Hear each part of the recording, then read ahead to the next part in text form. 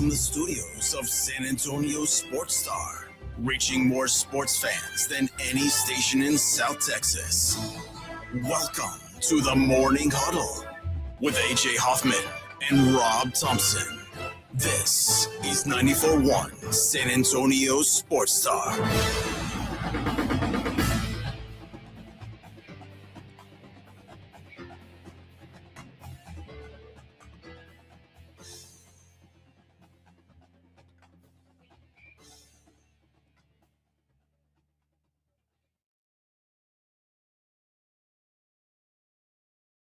All right. Hey, there we go. Hey, good morning, everybody. Edwin, can you hear me?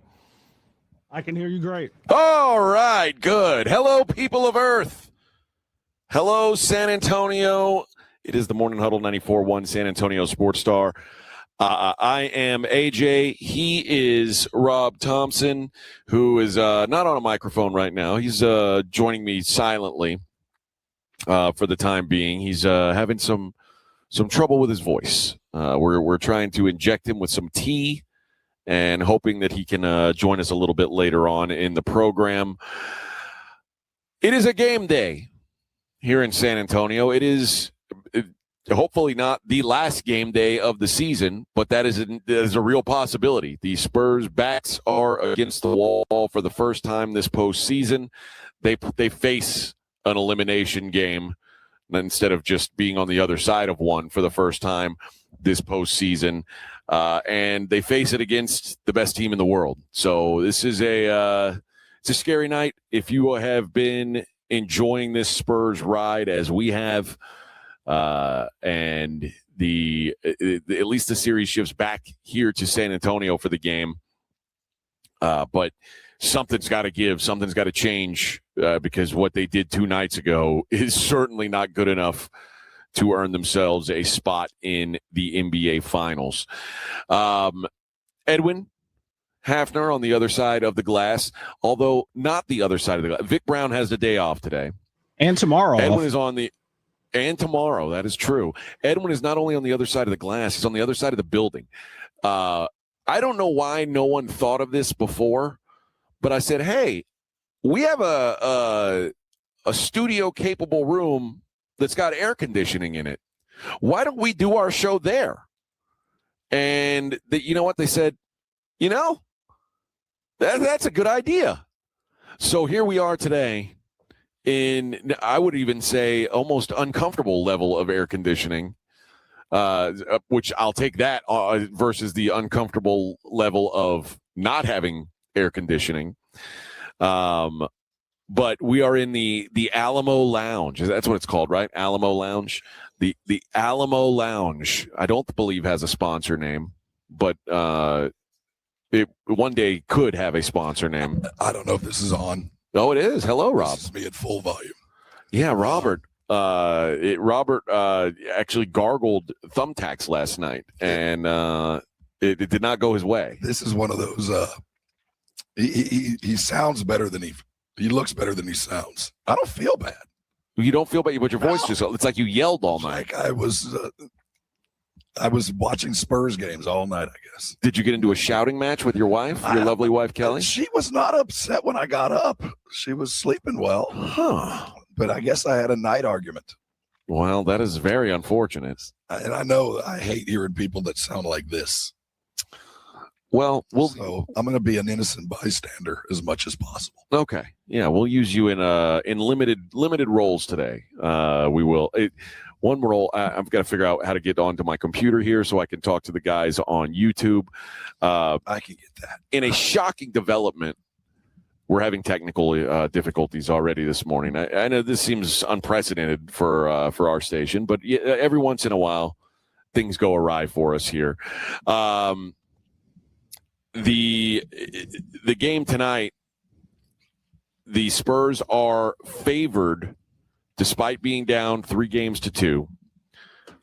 They are hovering around a 3.5 point favorite, depending on the book that you look at. Looks like more 3.5s than 3s now. So there was some early money coming on Oklahoma City. That's evened out. So looks settled around 3.5 now. And to me, this all boils down to, do you think what we saw in Game 5 was the Spurs losing their legs? And that's kind of where I think Rob and I were differing on this. Rob yesterday said that he thought the Spurs would take Game 6 and then make it back to Oklahoma City. I think their legs are gone. I thought that they were tired. I thought they looked just out of gas. And one day off, he's not going to fix that. And with the minutes load that they have put on their core guys, it's just overwhelming. And this is part of the process. When you are a young team, it's learning how many minutes do you play your stars in the playoffs? When do you rest your stars in the playoffs? How many minutes do you have to get off the bench? And I think that Mitch may have overestimated the amount of minutes he could get out of his key rotation guys. And there probably should have been maybe one more guy that he found a way to squeeze into the circle of trust. Because again, in Game 5, it just felt like they were on jelly legs. And it will help coming home. Certainly, the Spurs, if you remember Game 4, they looked like juggernauts in this building.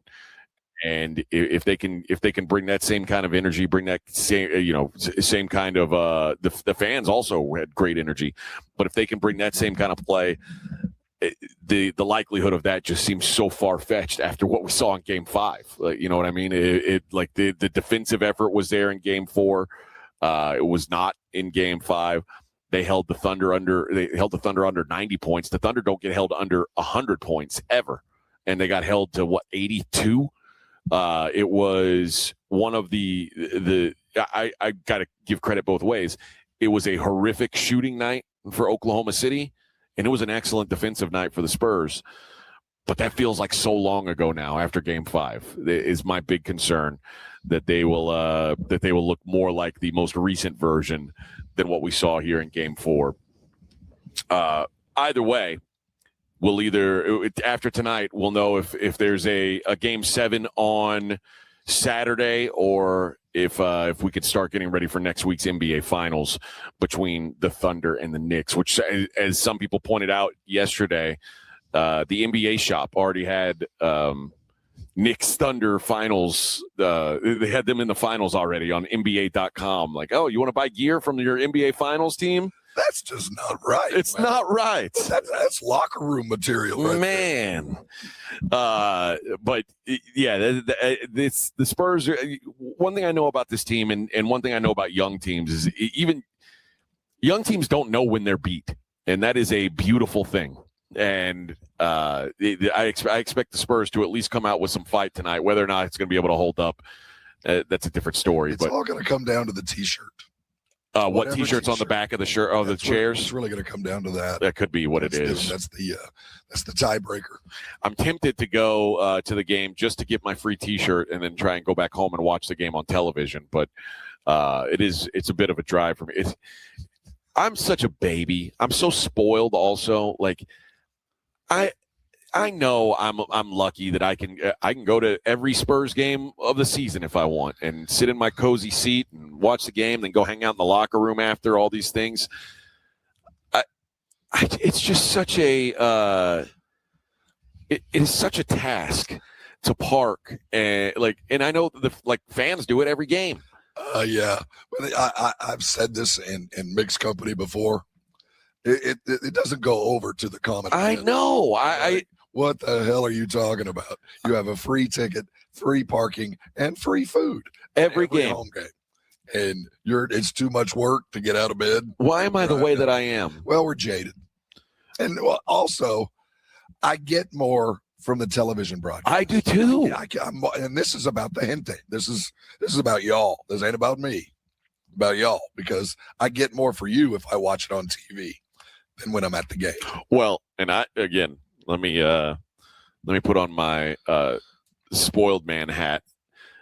Our seats for these NBA Western Conference Finals are not where we normally sit. We've been relegated. The French, I would blame the French, but I walked by where our normal seats are. Those are now ticketed seats. Oh, they're paid. All right. Okay, so it's not like the French media is getting those seats. That's where all the media is up in the high rise, and those seats are high dollar seats because they've got a little a table in front of them. It's mezzanine level, and I think they've got a server coming to those tables. Well, I can tell you this has never happened before. Oh. Well, our seats have never been moved up to the top. Really? Never. You know what? It's funny you say that. And this was so long ago, but the very first NBA Finals that I ever covered was the Spurs and the Cavaliers. Mm-hmm. And I lived in Austin, worked in Austin at the time. And when I tell you my seats for the game were on the baseline, like maybe 7 or 8 rows up. Yeah. Like and in fact, I might be misremembering. I think I might have had like a chair in front of the stands. Like I bet you did. That like it was a specially they brought out chairs. It is funny how the world's changed. This was 07, right? 08, 08. That was when we still had baseline coverage, and this was at the end kind of the run. It wasn't like we were new to it. It was that we've never been supplanted. We've never had the coverage because of Wemby that we have now. There are I'm telling you, up in the in our new seating area, there is Latin media, which there always is at the Spurs games, but there is French media, Asian perimeter media. I was going to say there's Asian, like Chinese media, like they're doing broadcasts in Chinese. Like I'm not talking about there's a Chinese guy covering the game. No, I'm talking about there's a Chinese news crew with a Chinese lady speaking in Chinese on a camera, like a full-blown broadcast going before the games. And it's going out in more than one language. I mean, you got Cantonese, you got the Chinese. So I don't know all the different languages, but there's more than one language being spoken by the Chinese contingent. There's a lot of people. There are several broadcasts going while, but still. Yeah. I mean, it is a fascinating thing that's what's going on here. But I am curious to see how the game goes tonight. And I'm also curious to see if the Spurs season ends tonight, how Spurs fans view the NBA Finals. I've got a feeling that there's going to be it's hard for me to imagine Spurs fan turning into New York Knicks fan just because the New York Knicks are like the antithesis of the Spurs. But everyone is so angry right now with Oklahoma City. I think that's what we're going to see. Those that are left. So in my memory, when we lose in the Western Conference Finals, and we have, it's almost too painful to watch. Okay. You know what I mean? You might watch the last game of the year, but when you should have beat a better team, you were the better team and you lost. And that's happened both ways. We lost some years and we weren't the better team. But when you watch it, you should have, could have, would have. It's hard. You feel like that's the case this year if they lose? No, I think we'll follow through because by the end of this, and it could be tonight or Saturday, we're going to hate OKC. We're going to hate them. Yeah. And again, we talked about that before this season started. I expect these two teams will play in the playoffs. Yes, sir. Many times over the next coming few years. This is just the beginning, just the start. And the last year or two, really since Wemby and Chet have been in the league, Spurs fans have, I would say, made up a rivalry, but they've almost like willed it into existence. Well, yeah. And now it exists. And now I think it's not a one-sided rivalry. I think Oklahoma City sees the same thing that Spurs fans saw. This is a real thing now. And Oklahoma City before this year never had to address the Spurs because they did. But they weren't even they weren't in the playoffs. Well, like it was. But Tim's very last game was in the playoffs against OKC up there. So they've exited. They ended Tim's career, and over the last second half of the 2000s, they've owned this thing. Now, prior, they always felt like our little brother because Sam Presti came from here. So everything they did, and, they were competitive, but we always beat them until, the Serge Ibaka years. And which it's funny, I mentioned him over the other three, over the Russells, but I just remember the Serge and Tim kind of going back at it at the end of the years. They've owned it. So they look at us as a rival, but kind of as a little brother, which is a very weird thing to think about. Yeah. Well, we'll see. We'll see what the opinion is after tonight or after this series.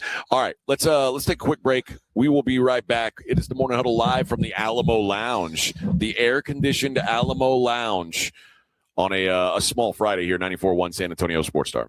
94.1 San Antonio Sports Star traffic from News Talk 550 KTSA. Good morning. As you head into your early morning commute, 281 northbound St. Mary's, that's a stall. It's off to the shoulder. 35 southbound O'Connor to Weidner, about a 15-minute commute. That's due to road work, slow from Weiderstein. Northbound 35 O'Connor to Judson, that has you stop and go from Walsham. And road work 35 northbound at Walsham, a little bit of a delay through the area. I-10 upper level westbound Frio, ongoing road work with 2 right lanes closed. Now, if you guys see something we're not talking about, call us on the traffic tip line. We'll check it out. 210-785-2601. I'm Debbie Alcacer, KTSA, Time Saver Traffic. Harry Douglas here to tell you about Confetti Craze 5-Hour Energy. It tastes just like the best birthday cake ever. Vanilla, buttery, frosting vibes. It's basically a party in a bottle. Confetti Craze makes it easy to turn any day into a party with its delicious birthday cake flavor and big birthday energy. And here's the best part. All cake, no sugar. I bring these tiny bottles everywhere to cakeify my day with tasty caffeine boosts. The Funfetti flavor is back on 5hourenergy.com or on Amazon. Crack open a Confetti Craze 5-Hour Energy shot today. You think a ticket for not wearing your seatbelt is the worst that could happen. A fine, an inconvenience, a little embarrassment.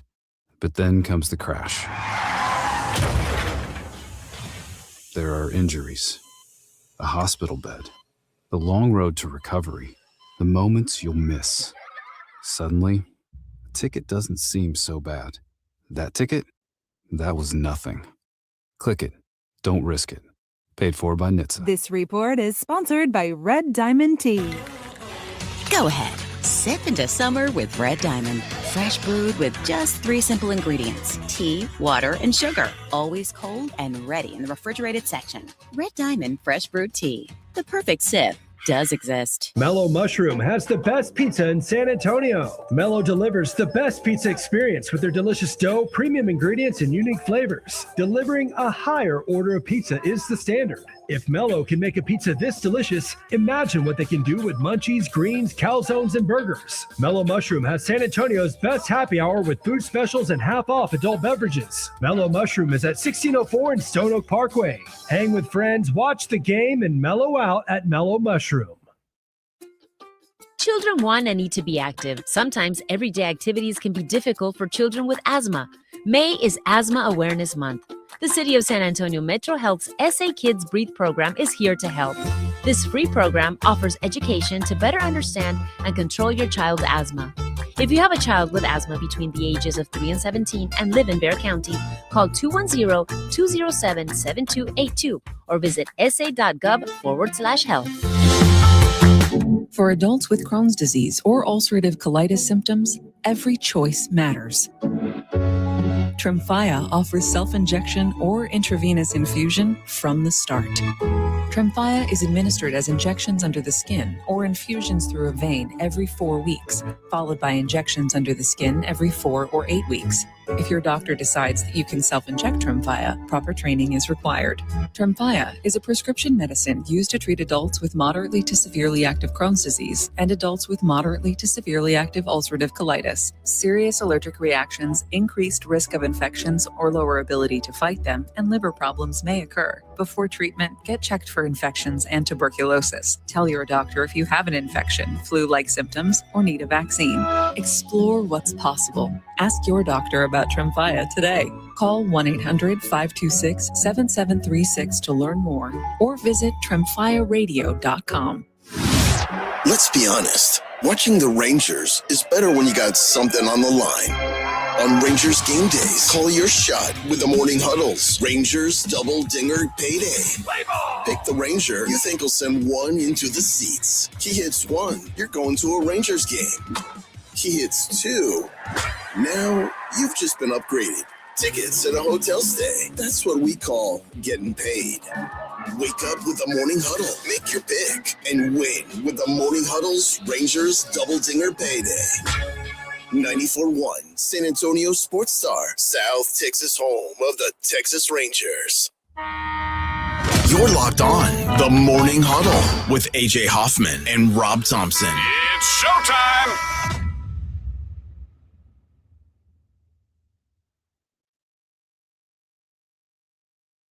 Painfully obvious that Edwin has messed with my computer when I was at home asleep.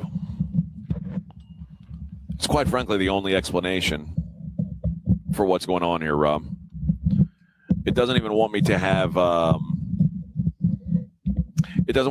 even the option to select a Wi-Fi network. It's part of our new security firewall. It is very, very safe. We don't allow any access by anybody. We're going to go with the restart function and see how that works out. I'm sure it's going to be outstanding. All right. I do want to talk about things other than the game tonight. We will talk some Spurs as the day goes on. I do want to get your thoughts, though. Are you still standing by the Spurs win tonight? I do. Do you not have the same worries I do about? I have all of those worries, but the one thing I fall back on, most recent Cleveland game withheld. The hardest thing to do in sports is to close a team out at home. Yeah. Because that last 8 minutes of the fourth quarter, when you're out of gas at Oklahoma City, you're playing for your mama, you're playing for your kids, everybody you know is in the building. You're just trying to forestall the inevitable, and it's kind of like you get one good day before you die. When you're in hospice, and suddenly pops up walking around, and everybody's like, "Oh, he's better." Like, "Oh, no, it's not. This going to be the very end." You get that last gasp, and I think that this team is young enough to find the energy. Now, I don't know if they're young enough to find the energy and the intelligent activity. Not just activity, but intelligent activity to beat a great basketball team who smells blood. Do you have that? That's the test. I think physically the crowd and the last of it will be enough to get them moving. But it can't be energy and failed activity. Just because you're running around doesn't mean you're doing anything right. So they can't foul. They're going to have to keep the turnovers down just like before and then go back and do it knowing that the very next step could be their last. I think it's funny going back to yesterday, how we were talking about Jalen Brunson, and I think there's a bit of an overreaction to what Jalen Brunson's done in these playoffs, whereas I think there might be an overreaction if Wemby has a game like he did yesterday or 2 days ago. If he has a repeat of that, I think there will be an overreaction. But I also believe that it will be a reaction because and I say we, the people here have known about Wemby. The national media has kind of figured Wemby out this year, like that he's already where he's already this thing that everybody thought he was going to eventually be. If he has another game like he did 2 days ago, the people will turn on him in a hurry. Well, I don't think they'll turn on him, but I do think there'll be lots of questions. The real worry for me is not the physical and the game play, because he's 22. This first time he's been here, and he's taking this team further than expected. He's playing 45 minutes a game when required. I mean, he's had phenomenal closeout games. It's the neck up stuff that I think is going to be the worry, because repeatedly when pressure has been applied to him, he lashes out. He throws an elbow. He acts like a 22-year-old kid. And then you start getting thrown into the Draymond Green area, where if I pressure him, if I push on him, he's going to do something stupid, and he's going to have to overcome that. I think we'll turn on him there, but physically we've seen him do things, and enough people have watched him do in the last week and a half things they've never seen done before. Well, I think they'll look at him physically like, oh my God, the league and the world has changed. But mentally, I don't know about you. And that might be the worst kind of reputation to get. Well, I mean, there are people who, I mean, James Harden, no one's questioned what he can do physically. Right. It's not been a question. So you don't want to become that guy. And I know it's his first playoff appearance, but because Wemby's been, I don't fast-tracked into being, I mean, he was third in the MVP voting this year. There is pressure that comes with that. And if he goes out laying 2 eggs in a row in the playoffs, people will go, oh, well, that's cute regular season stuff.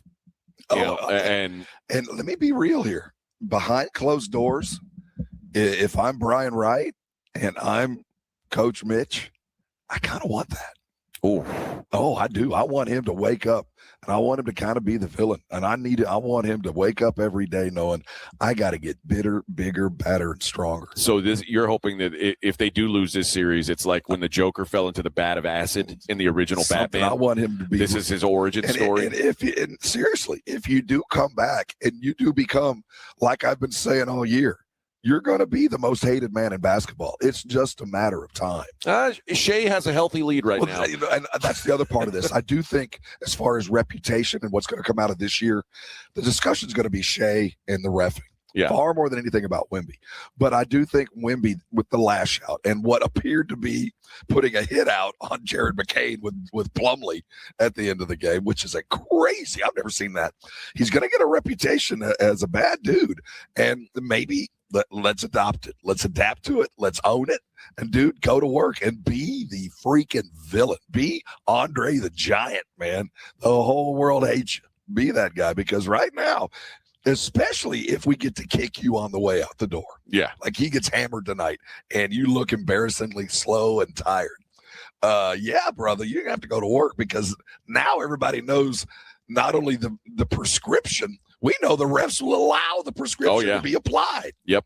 Well, I think eventually he'll start getting calls that he's not getting now. I think but you've got to pass. We got to get through it. Keep saying, man, you got to pass a test before you start getting that superstar treatment. But if refs know that they can press your buttons till you fling an elbow and do something stupid, headbutt a dude, they're going to let it go that far, because do you want to play today? Do you want to play? Because you have to play with my rules today. That's the Tony Brothers method. So they let that stuff go because they too have a perspective on these players. All right, we'll talk more Spurs as the day goes on. We'll be right back. It's the Morning Huddle 94.1. 94.1 San Antonio Sports Star traffic from News Talk 550 KTSA. Good morning. As you head into your early morning commute, 281 northbound St. Mary's, that's a stall. It's off to the shoulder. 35 southbound O'Connor to Weidner, about a 15-minute commute. That's due to road work, slow from Weiderstein. Northbound 35 O'Connor to Judson, that has you stop and go from Walsham. And road work 35 northbound at Walsham, a little bit of a delay through the area. I-10 upper level westbound Frio, ongoing road work with 2 right lanes closed. Now, if you guys see something we're not talking about, call us on the traffic tip line. We'll check it out. 210-785-2601. I'm Debbie Alcacer, KTSA, Time Saver Traffic. The John Clay Wolf Show. Here's what's going on in the Wolf Pack. John Clay, you're on the air. How are you? I'm good. Now listen, we don't have time today. I am in New York. I presented an idea last week to wear John Clay Wolf shirts on the air. Yes or no? Yes. What did he say? No idea. The John Clay Wolf Show. Listen to the John Clay Wolf Show, Saturday morning at 8 on 94.1 San Antonio Sports Star. I'm Dr. Jason Garrett with Arosky. Whether your pain started yesterday or years ago, we treat the root cause so you can feel real relief fast. No pills, no surgery. Most patients notice improvement in just one visit, and we accept most insurance plans. Stop waiting. Start feeling better. Visit Arosty.com today. That's AIRROSTI.com. Arosty. We fix pain fast. To find the location nearest you, visit Arosty.com. This report is sponsored by Discover. When you hear a good deal, it's natural to do a double take. That's what you might do when you hear Discover will automatically double all the cash back you've earned on your credit card at the end of your first year with Cashback Match. See terms at discover.com/creditcard. When snack time calls, Pork Rinds answers. Be your own crunch time hero with Southern Recipe small batch pork rinds. Skip the chip and go straight for the ultimate crunch that's low carb, high protein, and loaded with bold flavor. We're talking sweet barbecue or hot honey. Yeah, it's that good. Snack smarter, crunch harder. Stock up on Southern Recipe small batch pork rinds at H-E-B or head to porkrinds.com. Make Southern Recipe your crunch time hero.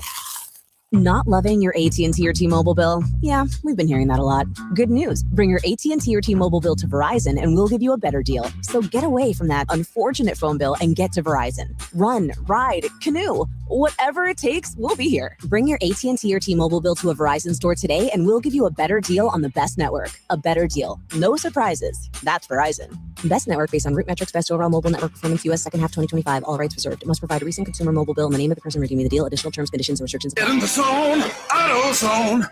Welcome to Markdowns for Miles at AutoZone. Got any markdowns on oil? We've got many markdowns on oil. How about on that new STP any mileage? You'll save $5 when you buy 5 quarts of STP any mileage with an oil filter and get up to 5,000 miles of protection.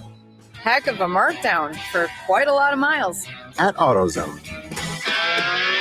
Get in the zone, AutoZone. Restrictions apply. It's the Blitz with Jason and Joe. Afternoons at 2. Coming up on the Blitz, we have the true definition of a must-win game. Do or die, sink or swim, all the cliches apply for tonight's Game 6 between the Spurs and Thunder. We'll get you ready for it. Game Night San Antonio, brought to you by Vision Source. Besides Wemby playing better, what else do the Spurs need to do to force a Game 7? We're talking about it on the Blitz, starting at 2. The Blitz with Jason and Joe. Afternoons at 2 on 94.1 San Antonio Sports Star. Hi, this is Joe Reinagel, and you're listening to the home of the Dallas Cowboys, 94.1 San Antonio Sports Star.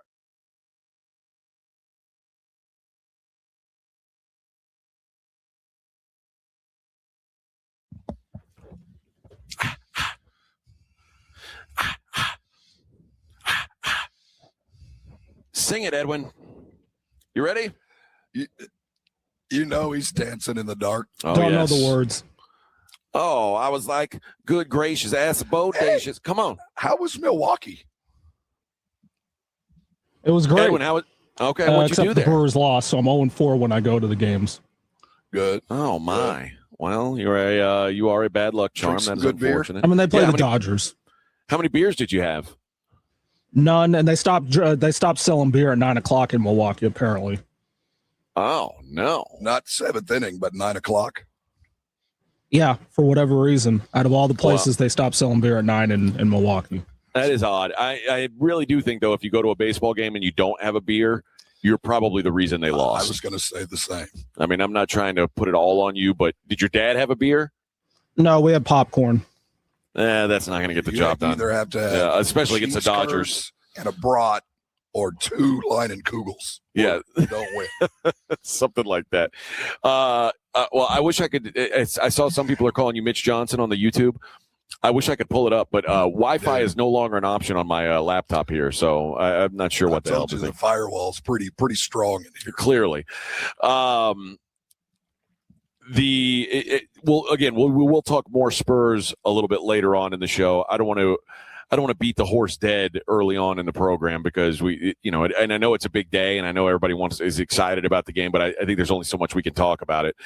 I did want to talk about the college football playoff discussion and what Kirby Smart said yesterday. Look out. Is like we've heard some guys make some waves. Now we're starting to see some splashes. And if you haven't heard, right now college football spring meetings are going on and everybody's talking about expansion, going to 24 teams, whatever. Kirby Smart said if an agreement can't be reached on expansion, spending in the NIL era and beyond, that maybe the SEC would be better off going out on their own. He said, I've said this for a long time to our president. I've been a huge advocate that if we can't find rules that everybody plays by, then we should play by our own. I'm not afraid of that. I'm not afraid to break away and say that our conference is strong enough to go out and play, which he's basically saying the SEC would secede from the NCAA.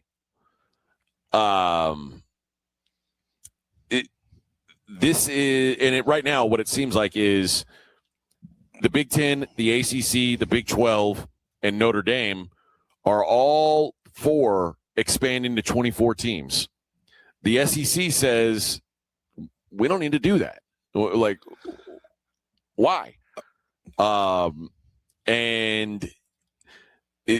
last week, Jerry Moorhead, who's the Georgia president, said that if federal legislation isn't enacted to curb the anarchy in the sport, he's prepared to be ready to vote on creating an SEC mechanism and SEC rules.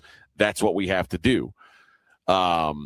He says, he likes the idea that that there would be, there would be a rule set that is fair for everybody and balanced for everybody.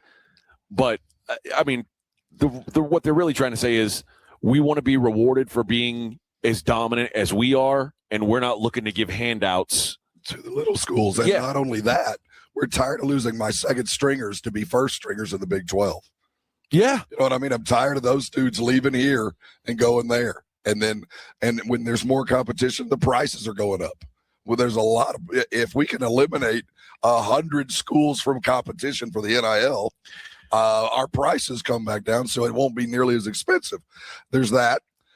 There is the strange argument. This is why this feels very much like the Cold War between the Big Ten and the SEC, because the Big Ten is still looked at, I think, in most eyes, as the second strongest conference. Yeah. But by the scoreboard, by national championships, most recently, the Big Ten and in playoff and in bowl games has beaten the SEC fairly consistently. But I think wherever the SEC goes, they will pull college football with them. No doubt. So whatever and the they Big want Ten to do, can't say that. No, they can't. So I think the 24 team, that's going to happen. But they're going to have to come up with some serious guardrails about everything that Kirby Smart brought up, because the coaches are sick of it, and they know they don't need it. They don't need the Big Ten. We got the TV. We got the love. We are only going to get bigger. And if we leave, I promise you, the Big 12 is going to sit with us. I promise you, the ACC is going to sit with us. Big Ten, if you want to be left behind, feel free. And I even though the numbers say you shouldn't be able to do that, I do think Greg Sankey is kind of tap dancing around the fact that it's a game of chicken. Now, we've seen this happen recently with golf.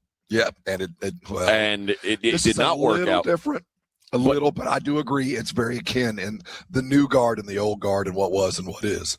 The difference would be it's more like the Big Ten would be the livers if everybody left. I don't think everyone, like, the Big Ten is in agreement with the Big 12 and the ACC. The SEC saying, if this were to happen, they're saying, we're not playing by NCAA rules. Right. We're not playing for your trophy. We're playing for our own thing now. Right. But what I'm saying is, while the Big 12 and the ACC are sitting with the Big Ten now, once the SEC says we're leaving, trust me, the Big Ten and the Big 12 will reevaluate, or the Big 12 and the ACC will reevaluate their place in the world. But by then, I think it's too late. Well, I think they'll dive in. I do think they're not going to let the SEC and this monster leave them. Even if they're not the locomotive on the train, right. You want to be on the train.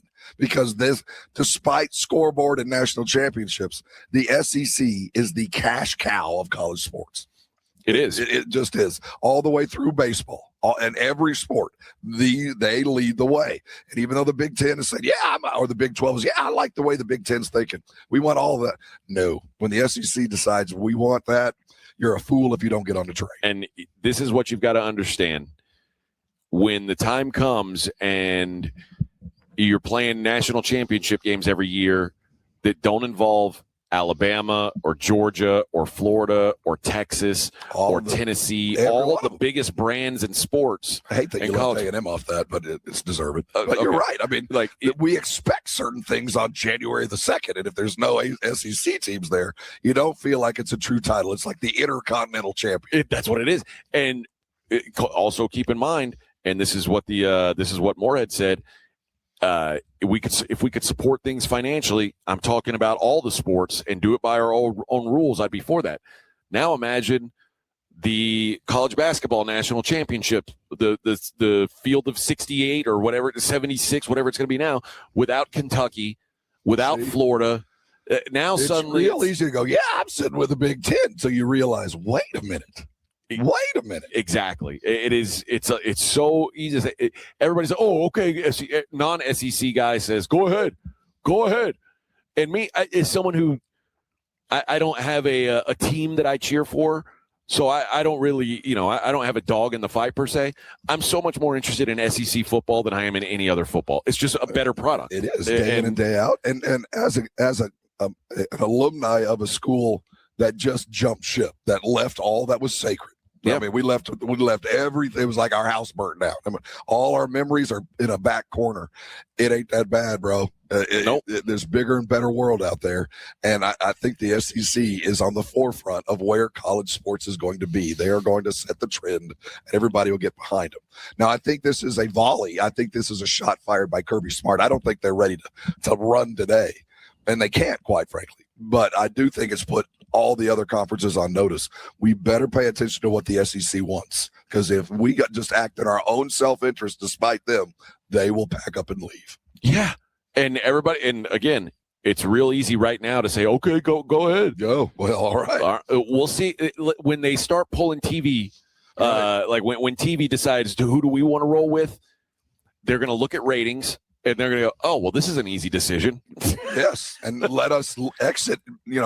I'd rather have the third best SEC game than the second best any other conference game. Yes. Any other conference game. And most of the time, my second best conference game will be better than your first best conference game every week. Unless Ohio State or Michigan are playing. That's it. I mean, there's 5 other schools across the country that might be able to put up some kind of fight. And all you got to do is counter program that. Oh, Ohio State, Michigan are playing today. So are Georgia, Bama. Exactly. So, I find it funny that the Big 12 and the ACC are sitting cross-legged with the Big 10, like, yeah.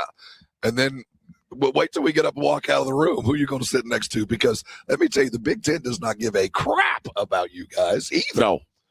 No, the Big 10 is they're cutting off their nose to spite their face. They're so desperate to be seen as an equal with the SEC that they're going to make themselves a lesser. They're going to make, if this were to happen, because the Big 10 would then be in the left behinds, where it's like, it's almost like when Oklahoma and Texas left the Big 12, and Oklahoma State was like, you're not going to leave. You're not going to leave. And then they left, and now it's like Oklahoma State's going like, oh, well, that really did happen. They can't believe it. But now you're stuck, and you're a lesser. Yeah, and in the evolution of football, in the orbit of things come and go, the case of Nebraska should terrify every high-end D1 program. How quickly you can go from national championship expectations to being an also-ran, maybe kind of school in a conference that you don't feel you belong in a world that you just don't fit in, that has left you behind, and there is no future. There's no future for Nebraska. And quite frankly, the reason why they left the Big 12 is not dissimilar to why A&M left the Big 12.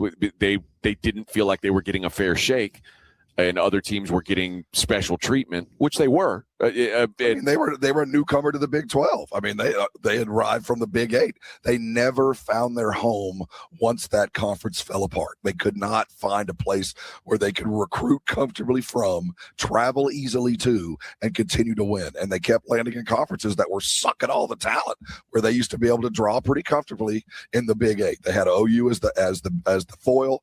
They had a coach with a national reputation that you could get kids to Omaha. Now you can't get kids to Omaha. I don't care how much money you pay them.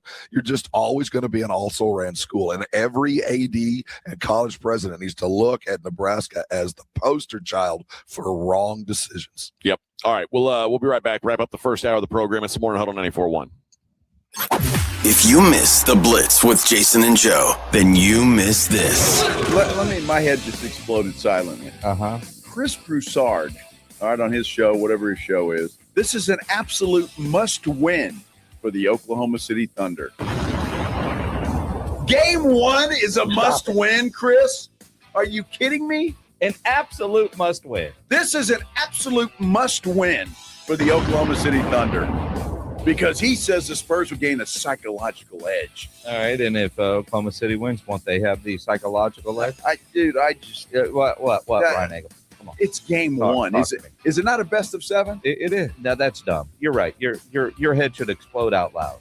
Well, it just did. Chris Broussard is much better than that. An absolute must-win. Please. Right home with the Blitz. Afternoons 2 to 6 on 94.1 San Antonio's Sports Star. Hey, Sarah. Heard about your car accident. You okay? Well, let's see. My car's toast, my neck's a pretzel, and the insurance guy ghosted me faster than my ex. So, peachy. Remind me why you haven't called Thomas J. Henry Law yet. Calling an attorney is weird to me. Yeah, you should totally trust insurance who profits from underpaying you. I'm picking up on your sarcasm. You need to pick up the phone and dial Thomas J. Henry Law.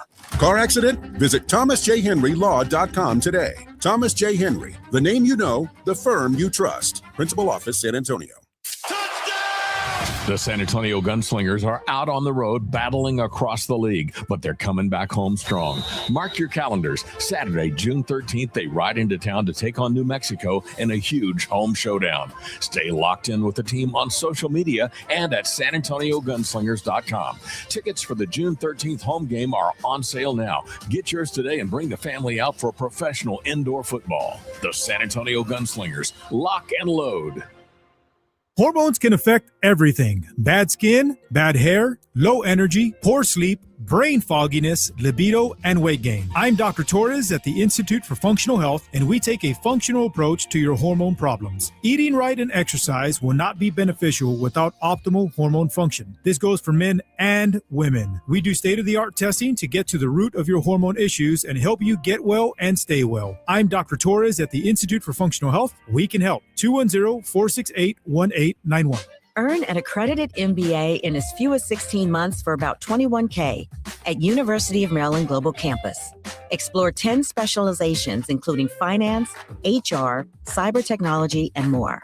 Plus, showcase the value of your MBA with a comprehensive learner record and digitally demonstrate in-demand skills and credentials to employers. No application fee if you apply by June 1st. Learn more at umgc.edu. Certified to operate in Virginia by SHAP. Eczema, eczema, eczema. So many ads for eczema products. But those fancy TV ads don't mention that those prescription products can cost thousands of dollars. There's a smarter way. It's Exoderm for eczema and dermatitis. Exoderm costs less than $20. Yep, less than $20.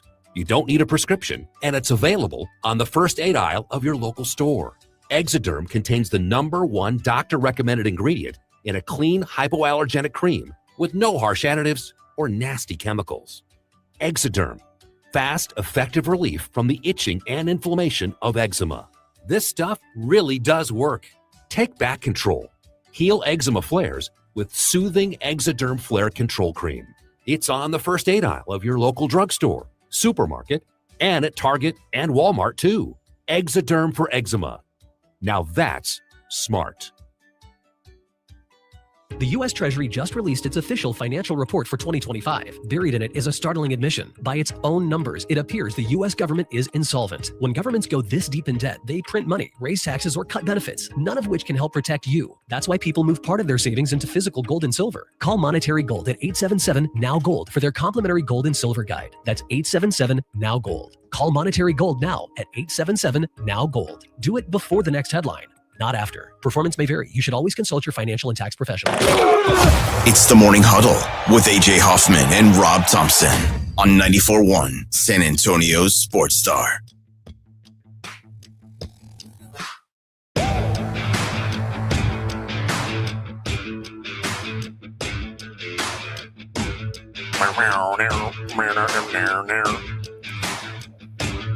Dude, didn't you tell me, was it you that told me this? Kyle Busch won a race like just in the last week of 10 days. Yeah, a truck race. One of those Saturday races before the Sunday he was driving a truck. So they say, according to the the death certificate. What started as a sinus infection eventually turned into a severe bilateral bacterial pneumonia that progressed into sepsis and other life-threatening complications. What? But I was diagnosed with a sinus infection on Friday. Well, feeling a little sepsis-y. Yes, it could spiral into disseminated intravascular coagulation, which you sound coagulated. It itches too. It's a dangerous disorder that causes abnormal blood clotting and bleeding throughout the body, leading to hemorrhagic shock. Hemorrhagic? I've never even seen that word before. That's bloodborne. Ooh. In the days before his death, he experienced shortness of breath and was coughing up blood. A 911 call revealed he became unresponsive while using a racing simulator at a training facility on May 20th, and then he died the next day. Friends and fellow drivers said Busch looked noticeably ill during race weekends, though he continued competing and even won the race shortly before his death, the Truck Series race. You mean he came to work sick? Yes, he battled through, and he won. Died. And then he died. Well, uh-oh.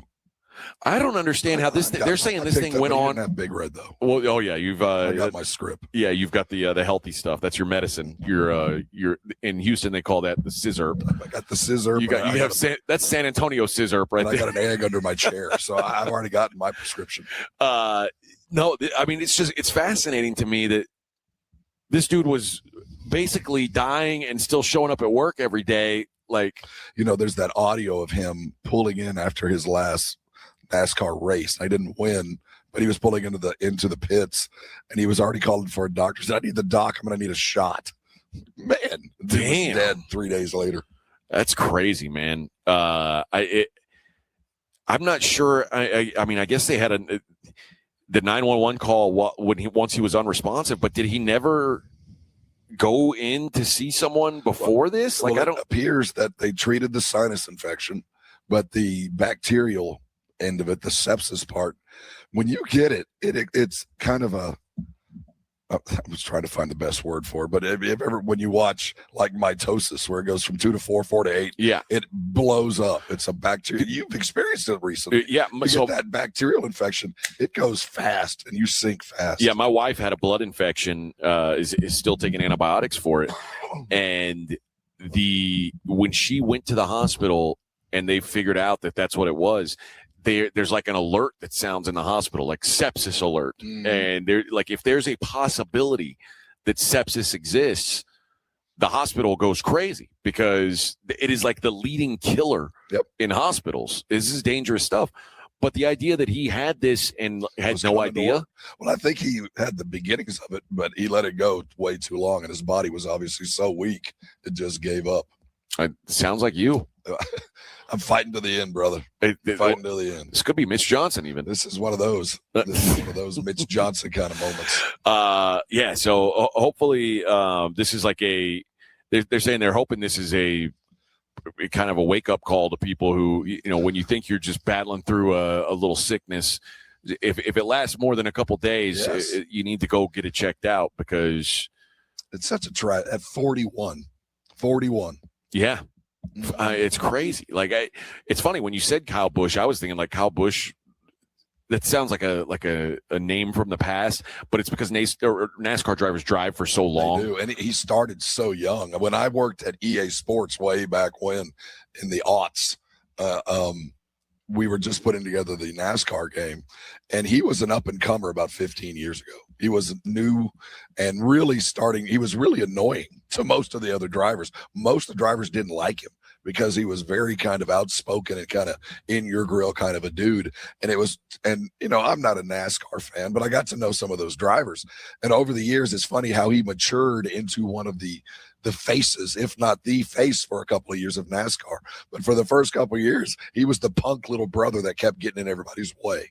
Yeah. He had an 11-year-old son and a 4-year-old daughter. Yeah. Just such a tragic story. And again, they're saying like, what had happened was they found him like passed out, coughing up blood, and that's when they got. But by the time that happened, if you're at that point, I mean, it's probably too bad. But also adding G-force to this is probably not good for it. That's got to be an exasperator. And then, he talked about you talk about the sign 2 weeks before he died. He thought it was a sinus cold that was just worse because he was going so fast. And then 2 weeks later, he's dead, which is just insane. So they're saying hopefully this is a wake-up call to anyone who is feeling ill for a longer period of time than expected. Well, I gotta go. It's been almost 2 hours for you. Well, I was diagnosed Friday. Yeah, that's true. What's going on with you Friday? What happened to you Friday? Well, I didn't have a voice, but I woke up with a fever and stopped. And you felt sick, right? Yeah. But then you felt fine over the weekend. I went to the doctor. I got the Z-Pack. I finished up the Z-Pack yesterday. But you feel normal now. Besides your voice. Yeah, I'm a little shaky, but yeah, I don't feel like I sound. I can tell you that. Listen, I don't want you to die, Robert. I don't either. I don't want to do the show by myself every day. It's a long day when you're alone. I don't want to have to break in a new co-host. I can't. It's too much for me right now. Well, it's too much for me right now. All right. 1 hour in, 3 hours to go on a small Friday. It is the Morning Huddle 94.1 San Antonio Sports Star.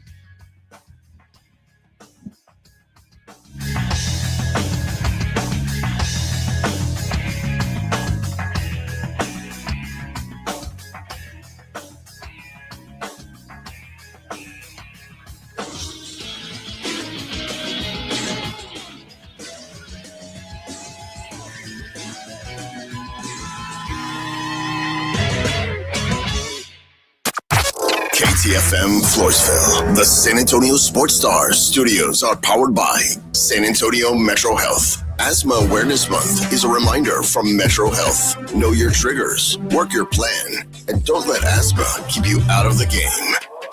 Go Spurs go. Healthy vision is about more than seeing clearly. It's about going beyond. From comprehensive eye care with the latest technology to advanced vision solutions that provide deep insights into your overall health. And with doctors who build lasting relationships founded on trust, ensuring that every detail is taken care of. I choose Vision Source to never miss out on life's precious moments. Vision Source, beyond your eyes. Children want and need to be active. Sometimes everyday activities can be difficult for children with asthma. May is Asthma Awareness Month. The City of San Antonio Metro Health's SA Kids Breathe program is here to help. This free program offers education to better understand and control your child's asthma. If you have a child with asthma between the ages of 3 and 17 and live in Bexar County, call 210-207-7282 or visit sa.gov/health. This report is sponsored by Napa Auto Parts. Safety starts underneath. That's why shop owners trust Napa for undercar solutions that stop issues, go further with complete repairs, and grow their business. From brake rotors to struts, Napa has what you need to keep undercar under control. When you're hiring, have you ever felt like you're missing out on meeting truly great candidates for your roles? It seems impossible to find them, but they have to be out there somewhere, right? Well, they're not hard to find when you know where to go. And that place is ZipRecruiter. And right now, you can try ZipRecruiter for free at ZipRecruiter.com/radio. ZipRecruiter helps 10 million people with their job search every day. And because these people are actively looking for jobs just like yours, it's easy to find the right person right away. In fact, 4 out of 5 employers who post on ZipRecruiter get a quality candidate within the first day. But if you're not using ZipRecruiter, you're missing out. So see what it's like when the impossible is easy. When you go to ZipRecruiter.com/radio right now to try ZipRecruiter for free. Once again, that's ZipRecruiter.com/radio. ZipRecruiter.com/radio. Never miss out on great candidates with ZipRecruiter. 94.1 San Antonio Sports Star traffic from News Talk 550 KTSA. Good morning. As you head into your commute, 410 westbound, McCullough, accident left lane. It's got you slow from airport. 37 southbound, Cesar Chavez, some debris in the roadway, 2 left lanes blocked. 281 northbound, St. Mary's, that's a stall off to the shoulder. And this road work, 35 southbound, Judson on down to O'Connor. It's got the roadway reduced to 1 lane. It's a 30-minute commute, slow from FM 1518. Debbie Alcacer, KTSA Time Saver Traffic. San Antonio Sports Center. In the NBA, the Spurs are facing elimination as they're in a must-win situation, returning home to the Frost Bank Center tonight for Game 6 of the Western Conference Finals against the Oklahoma City Thunder, trailing 3-2. Tip-off for tonight's game is set for 7:30 and will be televised on NBC and streaming on Peacock. Speaking of the Spurs, Victor Wembanyama was issued a warning by the league for missing his media availability after the Game 5 loss, while Mason Plumlee's foul against Jared McCain late in the fourth quarter of Game 5 has been upgraded to a flagrant 1 after league review. And in Major League Baseball, the Texas Rangers fall to the Houston Astros 4-3 as Mike Burrows takes the win for the Stros. They wrap up their series tonight with first pitch set for 7:05 at Globe Life Field in Arlington. You can listen to the game on 94.1 San Antonio Sports Star, the home of the Texas Rangers, with pregame starting at 6:30. I'm Edwin Hafner for 94.1 San Antonio Sports Star. From the studios of San Antonio Sports Star, reaching more sports fans than any station in South Texas. Welcome to the Morning Huddle with AJ Hoffman and Rob Thompson. This is 94.1 San Antonio Sports Star. Good morning, everybody. 7:01 on the Morning Huddle, 94.1 San Antonio Sports Star. Did you see the story about this gal, Katie, in Florida, who got pulled over for being a distracted driver? No. Katie got pulled over, and there's officer body cam footage. He walks up to the car and he says, "Ma'am, we've got an initiative going today where we're stopping roadblocks, distracted drivers." Okay. And we noticed that you had you were using a cellular device with your right hand. Well, Katie, who on social media is known as slightly off balance. The reason why she is considered slightly off balance is because she doesn't have. So you got a chicken wing. She doesn't have a right hand, and so the officer says this to her, and she goes, "You want to just call it a day?" And he's like, "Well, ma'am, I'm telling you, I saw you manipulating a cell phone with your right hand." And she's like, "Well, that can't be. I don't have a right hand." And he's like, "So are you telling me you weren't using a phone?" And she's like, "Well, I have to drive with one hand. I can't use a phone while I drive." And he said, "So you're going to put it on everything that you weren't using a phone?" She said, "Hand to God," and stuck up her nub. Well, that wasn't good enough for this officer. All right. The officer gave her a citation, a wireless communication device handheld while driving, first offense, with a civil penalty of $116. Now, she posted this to her TikTok, and of course it goes viral because it's a hilarious thing. And where was this? In Palm Beach County, Florida. So it's a city. It's not a little small town. No, this is is urban Florida. Now, people were saying, "You got to fight this ticket," and yes. of course you've got to fight this ticket. She went to court, pleaded not guilty, and she was scheduled to return to court yesterday. It's crazy that the DA didn't just drop it. You would think so.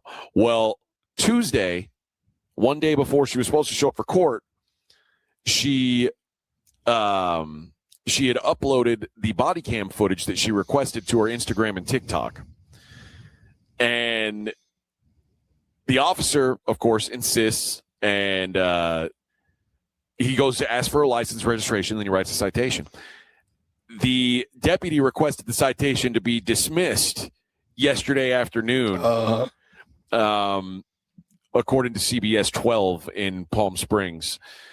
Katie shared an update saying it was dismissed due to, quote, lack of evidence. Yes. I'm going to go, yeah. The funny thing is, that's going to be a tough one. I ask you about, was this a urban or in a country? The country judge, that don't mean you're going to get off just because you asked for a trial. That's how they make their money. That's their salary. So as far as I can tell, you can work a phone with your elbow, so guilty. 176, please. Well, I think this officer realized that it had now gotten big enough that he didn't want to stand in front of a judge and try to explain. Yeah, which if I'm that officer's captain, I want to go back and look at the other tickets this guy's given. Yeah. This dude is not on the up and up. Dude, anytime you start a traffic stop with, today we're doing an initiative, which means basically I didn't want to, but I had to. Basically, today we're pulling people over for things that we normally don't pull people over for, or we are forcing things a little bit today. That's what it feels like to me. Mm-hmm. This was clearly that. Well, the thing about Florida is they have roadblocks. They'll just set up and stop every car, look in the window. All right, carry on. So that's not uncommon for them to just for what purpose? Like, driving stops. Oh, okay. I mean, okay. They're looking for probable cause. They don't do that in Texas, but in Florida they do. So it's not uncommon to do stuff like that. Well, the idea that I saw you manipulating. I mean, the video is so funny because it's just. I'd like to know that officer's badge number. It's almost like a comedy skit because he said you manipulated it with your right hand, and she goes, "Really? So here's the chicken wing. Are you sure, dude?" And that's a dirty cop. Come on, man. Come on. Either that, he was trying to pick her up. Well, maybe. Maybe trying to get the digits. Maybe. But then he realized that a handy was off the table. Yeah, at least you'd have to be a straight. I don't think got a left hand, right? No, yeah, I'm sure she's very, very left hand dominant. Very left hand dominant.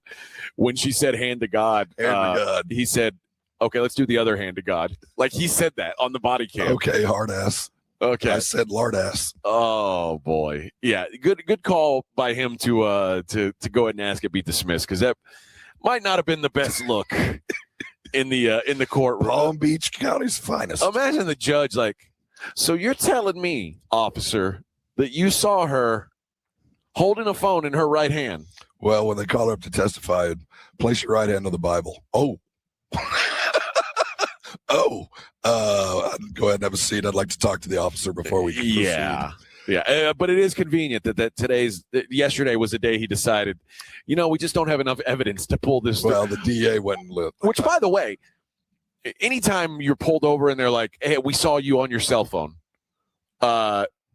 okay, and if there's a lack of evidence here, there's a lack of evidence in every case that says I saw you do this. First rule of thumb is, if they ever ask you why you got pulled over, you never say anything. Yeah, I have no idea. I was doing everything. I saw you on your phone. No, you didn't. No, I don't use my phone when I drive. You didn't. Now, if they want to go super hard in the paint, they can subpoena phone records and see but man, that's a lot of work. That's what I'm saying. That's why the DA was standing there, the guy that's the front line traffic ticket DA, the new guy that just hired out of law school. Even he got the order, like, you got 100 other cases to deal with today. Throw that one out. Like you talked about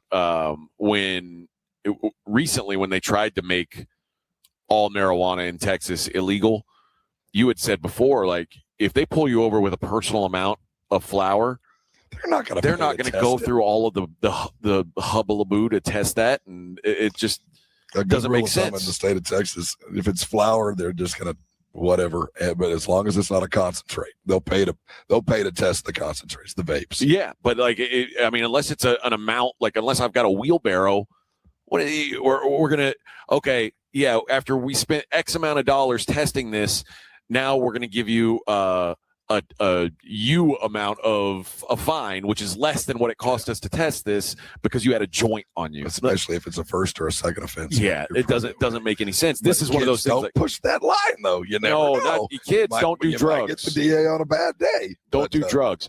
But yeah, this is one of those, like, they could subpoena phone records, but by the time you do that, and if you, for a freaking traffic ticket for $116 citation, maybe the PBC has a big police budget. Maybe they got the money, but no. Well, that's why they had an initiative, Rob. Mm-hmm. They've got an initiative. Got an initiative. We've got an initiative today. I don't like that. Really? You sure you want to go that way? And they did. The aliases you're known as lefty. Punchy. All right. I've got another story that I want to get to coming up next. That is, there's a new king in America, a new king of like what is when I say Sin City? What's the first thing that comes? Vegas. No longer Sin City. Someone has surpassed it. There's more sinners. There's more sinners somewhere else. And a Texas. Well, I'll give you that. A Texas city is very high on this list. I'm really curious what the sins are. Well, we'll get to that coming up next. It's the Morning Huddle, 94.1 San Antonio Sports Star. It's the Blitz with Jason and Joe. Afternoons at 2. Coming up on the Blitz, we have the true definition of a must-win game. Do or die, sink or swim, all the cliches apply for tonight's Game 6 between the Spurs and Thunder. We'll get you ready for it. Game Night San Antonio, brought to you by Vision Source. Besides Wemby playing better, what else do the Spurs need to do to force a Game 7? We're talking about it on the Blitz, starting at 2. The Blitz with Jason and Joe. Afternoons at 2 on 94.1 San Antonio Sports Star. You know, Arasti providers are around San Antonio and continue to grow for a reason. What they do works. So if you're living in daily pain, something that is literally legitimately keeping you from doing things that you love, stop it. This is 2026. There's a fix out there, and it's available much more than you think. See, the thing about Arasti is not only their approach to getting you up out of pain, it's how they do their business. So you don't need a referral to go see an Arasti provider. You can walk right in the door, and above and beyond that, they accept most insurances. So you know you're going to get the care that you need as fast as possible. And then it's what they do that makes them, well, different. It separates them because they fix your pain fast. It's not one of those long-term, take a couple of pills and hopefully it'll deaden up and heal on its own. No, Arasti has a hands-on approach. They're going to figure out why you're in pain, what's causing the pain, and go in and fix that. So if you're dealing with soft tissue injuries, sprains, or strains, my goodness, what are you waiting on? Maybe it's a lower back issue, the tightness that just grabs you, or you're dealing with something above and beyond that. Tension, headaches, plantar fasciitis, all can be fixed remarkably fast with Arasti. So what are you waiting on? Well, first of all, write this number down. It's 1-800 404-6050. The website Arasti.com has a good map of all the locations. Don't wait. Don't let pain keep you from doing things that you love. Call Arasti today. They're going to see you fast, fix you fast, and when they do, come on by and thank me later. By texting 64,000, you agree to receive recurring automated marketing messages from Real Success. Message and data rates may apply. No purchase required. Terms apply. Available at ourrealsuccess.com. Do you want to learn how to make money flipping houses and acquiring rental properties right here in San Antonio without using your own money? You'll learn to flip houses and secure rental properties in your spare time to get on track towards real wealth building. We're offering a handful of motivated individuals the opportunity to attend our workshop right here in San Antonio for free. That's right, we'll give you 2 free tickets when you text FLIP to 64,000. San Antonio is the perfect market to flip houses and build rental income. Don't miss this opportunity. Come to a complimentary live 2-hour workshop this week right here in San Antonio and learn how to start making money flipping homes and building long-term wealth with rental properties. To get 2 free tickets, text FLIP to 64,000. Text in the next 10 minutes, and registrants will also receive a free copy of our Funding for Deals guide. Text FLIP to 64,000 for 2 complimentary tickets. Text FLIP to 64,000. The Gomez Law Firm is proud to be San Antonio's trusted personal injury law firm for the past 50 years. We have Jose with the Gomez Law Firm here with us. Your firm has been fighting for the people of San Antonio since 1973. That's incredible. There are not a lot of businesses that stick around for even 50 years, let alone personal injury law firms. If you have been injured in an accident or hit by a company vehicle, then turn to the law firm that will fight for you. Visit joegomezlaw.com. And remember, Gomez Law Fights. Sound familiar? At Mattress Firm, we understand there are many problems that can keep you up at night, like snoring, aches and pains, or sleeping hot. Our sleep experts have the unrivaled know-how to match you with a mattress that can help. And now at Mattress Firm, upgrade to a Tempur-Pedic and learn how you can get 3% back plus an instant gift. For the great sleep you deserve, visit Mattress Firm. We make sleep easy. Restrictions apply. See store or website for details. It's the Morning Huddle with AJ Hoffman and Rob Thompson.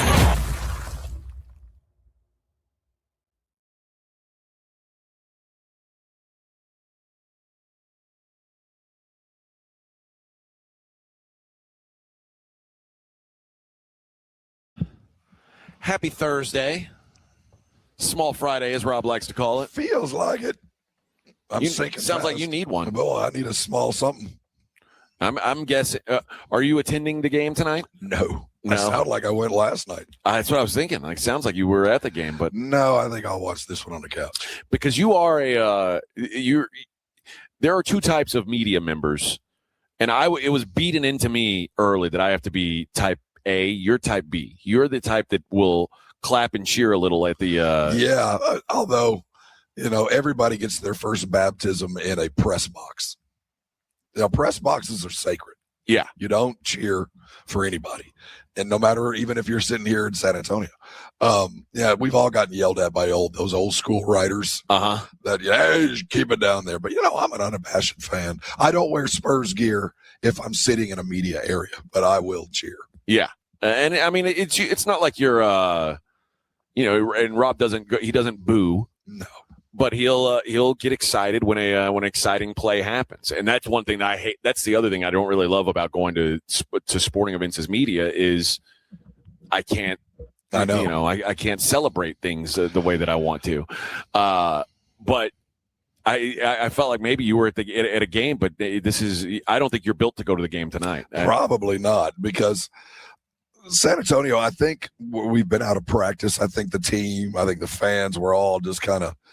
Last night was weird, but it was also kind of a nice break. We needed that to kind of twiddle our thumbs and prepare for today. This is going to be quite a day. It's going to be a very, no matter how it ends, if they win, it'll be phenomenal because you stepped away from the brink. And if you lose, it's always that. I knew it was going to be over, but I didn't think it was going to be over. And and it's over. Another reason why I think it's important for you to skip tonight is you won't be eating a ton of popcorn. Rob eats a lot of popcorn when he is media. Trust me. If it's free popcorn means unlimited popcorn. I'm a radio lifer as you are, and if it's free, it's for me. Yes. Yes, it is. All right. I've got a story here on the most sinful cities in the U.S. A new study ranked more than 200 U.S. cities based on a mix of nightlife, adult entertainment, dating demographics, and public health data. Oh, STDs. Yes. Yeah, nice. The ranking combined factors including the number of bars, nightclubs, casinos, adult stores and clubs, along with the percentage of single residents, excessive drinking rates, and sexually transmitted infection. Now, was this a poll or a study or whatever? This is a study. A study that only involved heterosexuals, or did it involve across the spectrum? It was across the spectrum. Okay. Men, women, all you name it. Yep. Name the pronoun. All right. According to the study, drum roll, please. Well, most people would say, oh, well, Vegas, right?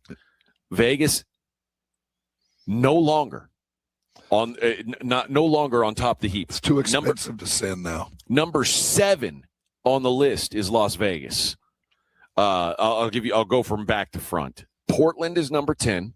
All right. Baltimore number 9. Chicago number 8. Okay. I'm kind of surprised Chicago's that low, but all right. Number 6. This one I would have thought would be a little higher. New Orleans. Yeah.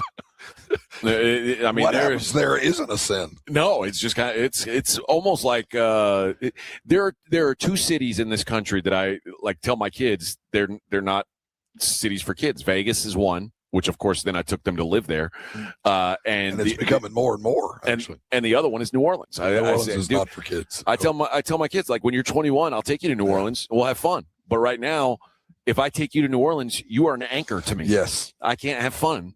And there's things you will see and do that you can't unsee and undo. Number 5, Dallas, Texas. I get it.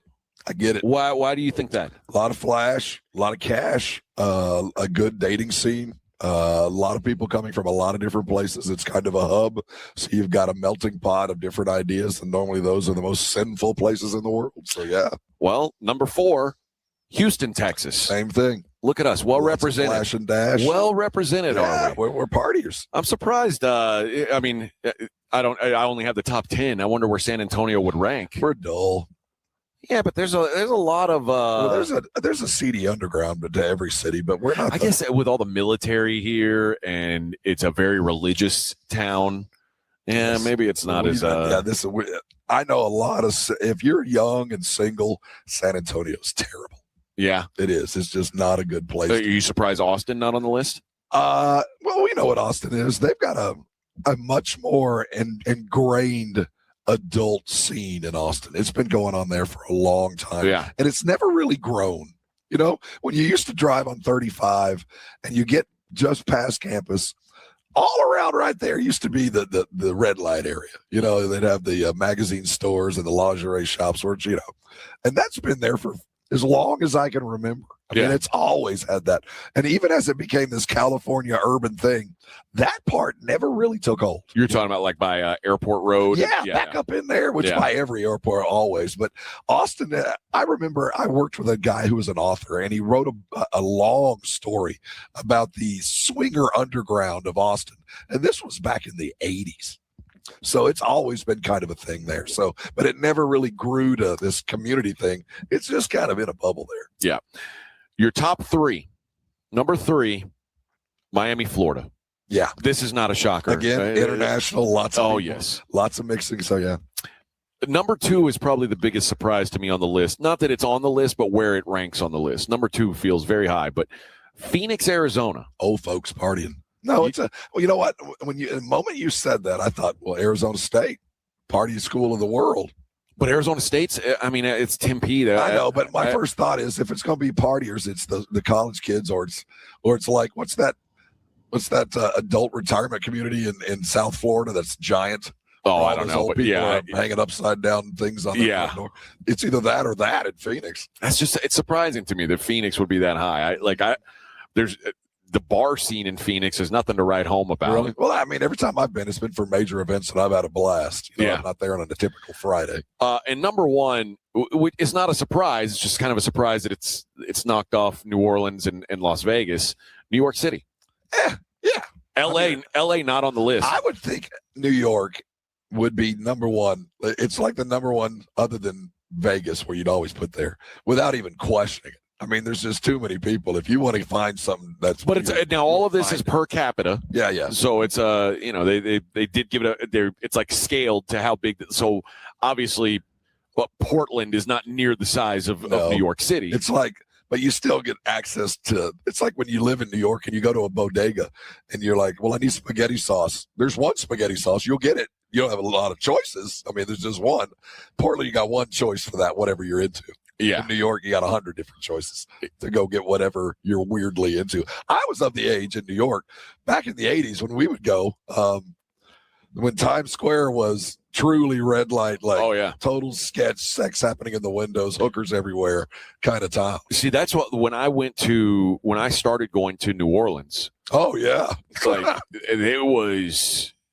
it was wild. I mean, it's still a wild time. No, not like then. But now, I mean, back then it was like, and this is before there was, before like trans was part of the. But it was always very, very gay. Oh, yeah. Always. But before trans was part of like the vernacular in our country, it was in New Orleans, and it was not hidden in New Orleans. Yeah. It was like, hey, you want to come into this strip club right on Bourbon Street. Right, that's the cat's meow. I know exactly where you're talking about. You will see girls that aren't all the way girl. Yeah, and it's like, whoa, this is pasties and a sock. This is progressive. Pasties and a sock. Yeah, but in New Orleans it's not quite like every city's become more family friendly. Vegas is the best example. I mean, Vegas is. Well, New York too. We're just talking about Times Square. Yeah, they've done everything they can because they realize, like, okay, we can't be a real destination if great cities have a sleazy area. Of course, you have to. Has to have an area where there's some sins going on. Yeah, you know that if I'm down there, it ain't for good. Where is it here? There's been a couple of wherever these gals are dancing after the Spurs games. I tell you that it used to be, and this is a great question for the Brigade Bar. where's our seedy part of town? It used to be St. Mary's Street was kind of a sweaty, seedy area for kids. It wasn't like there wasn't prostitution and drugs, but it was where you could kind of get. Well, you told me, is it Cherry Street? Well, Cherry Street in the old days was, and Calabria, and a little part of Zarzamora, and there's other people that should chime in. Where were the prostitutes when you were growing up? Because Cherry Street was legendary, right there behind the Dome. And there was an area on Zarzamora. There's a little stretch on Calabria where you'd see some ladies of the evening standing around. Yeah. But those have been mostly cleaned up. It's all dried up. Austin Highway has had its day in the sun as the sleazy part of town for a while, too. Hey, I'm all for a sleazy part of town. Man, if you don't know where it is, you haven't visited the city. That's where the best late night eats are, too. I'm telling you, when I first got here, I told Minix, when this has been 12, 13 years ago, every city we go to, we have to find a dive bar because you don't know a town until you know its people, and you don't know its people till you sit in a dive bar. Then you get a taste of the town. And that's why we go to that place in every city we've ever been to, AJ, we go find a crappy bar and meet people. That's where you get a taste of the city. Yeah, I don't like that. Oh, I do, man. I want to get to know I want to know the bums. I want to know the homeless folks. I want to know where the cops raid and where the best strip bars are and everything else at the that part of the city you don't get to see. I'm looking to. When I go to a city, I want to see their best. No, I can find their best. I need help. That's all I'm looking for. I just look for the clean area. I want to go to that dirty part where I'm looking for beer is cheap and the women are too. Put your best foot forward for me. Yeah. Make me want to come back to your city. Don't expose your seedy underbelly to me until my third trip. I want to go to the bar where they hand you a beer and a shot just out of nature. Like, what do you mean you don't want a shot? Oh yeah. That's where you and I do. Well, and that's where you and Minix and Reinagel differ from me. You guys all love the seedy underbelly stuff. I'm a snob. I'm looking for the good bars with the craft cocktails, fancy beer. You need to have the beer where they go, oh, we haven't served that in a minute. Let me dust that off. Yeah, I want the stirring spoon, the skinny stirring spoon for the cocktails and the big cubes of ice. Come on. You go there and they ask if you brought your own glass. Yeah. All right.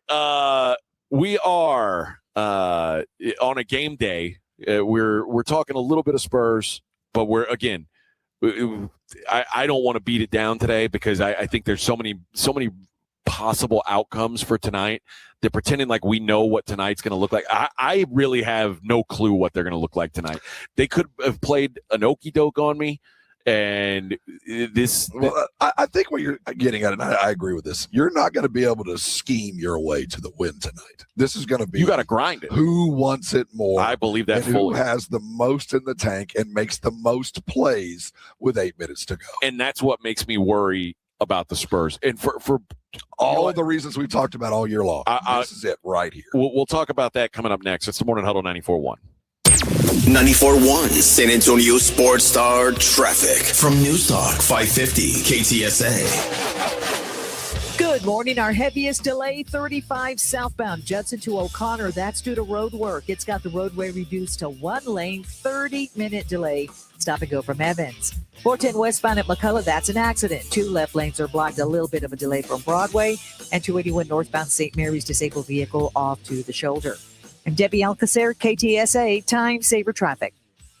It's Military Appreciation Month at North Park Chevy. Service members get up to $1,000 bonus cash. Got a 2026 Silverado 1500 Crew LT for $15,000 off MSRP. Drive the 2026 Colorado with 0 payments for 90 days. Or take home a 2026 Equinox LT for $26,359 with 2.9% financing. Together, let's drive. North Park Chevrolet, 10 minutes off Loop 410 in Castroville. Must qualify. Call 830-355-2107 for full price and offer details. This is Officer Green with the San Antonio Police Department. SAPD is always hiring. Are you interested in a rewarding career that offers great pay, benefits, respect, and a chance to make a difference? Then visit sapdcareers.com if you are looking for a career with opportunities. The SAPD is looking for qualified applicants committed to keeping the Alamo City safe. This is your chance to make a difference. Become one of San Antonio's finest. Visit sapdcareers.com. For eligibility requirements, visit sapdcareers.com. This report is sponsored by Mattress Firm. Ready to upgrade to the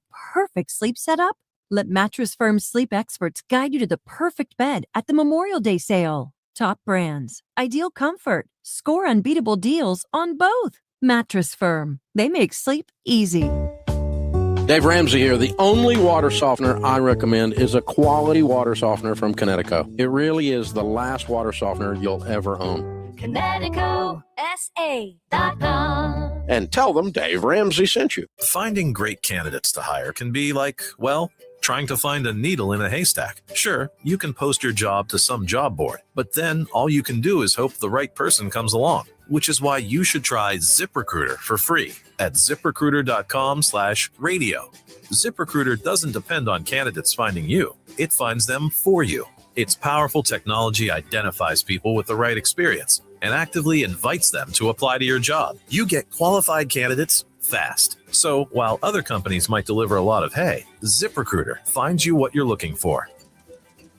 The needle in the haystack. See why 4 out of 5 employers who post a job in ZipRecruiter get a quality candidate within the first day. ZipRecruiter, the smartest way to hire. And right now, you can try ZipRecruiter for free. That's right, free at ZipRecruiter.com/radio. That's ZipRecruiter.com/radio. ZipRecruiter.com/radio. ZipRecruiter.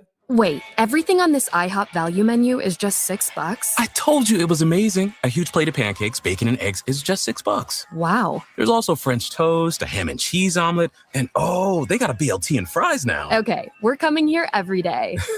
You don't have to tell me twice. Feast for just $6 with the IHOP value menu. $7 in some locations, available every day for a limited time at participating restaurants in the U.S. Hours may vary. No substitutions. Not valid with other discounts or promotions. Prices may vary. In the military, the mission was clear. You knew what to do. Now, the mission has changed. Stepping into civilian life isn't about finding a job. It's finding your purpose. I wanted a career that would leverage the skills and discipline I gained in the military. IT just felt right. My Computer Career offers class schedules that fit into your life and skills in high demand. Put your VA benefits to work. Visit mycomputercareer.edu/CWP to jumpstart your IT career today. An elite CompTIA certification partner. Financial aid is available to those who qualify, including VA benefits. San Antonio Sports Center. In the NBA, the Spurs are facing elimination as they're in a must-win situation, returning home to the Frost Bank Center tonight for Game 6 of the Western Conference Finals against the Oklahoma City Thunder, trailing 3-2. Tip-off for tonight's game is set for 7:30 and will be televised on NBC and streaming on Peacock. In the NFL, the Dallas Cowboys have placed veteran wide receiver Paris Campbell on the reserve/retired list. The 28-year-old is a former second-round pick of the Indianapolis Colts and also spent time with the Giants and Eagles, winning a Super Bowl in Philadelphia in 2024. I'm Edwin Hafner from 94.1 San Antonio Sports Star. This is Jason Minix from The Blitz, and you're listening to 94.1 San Antonio Sports Star.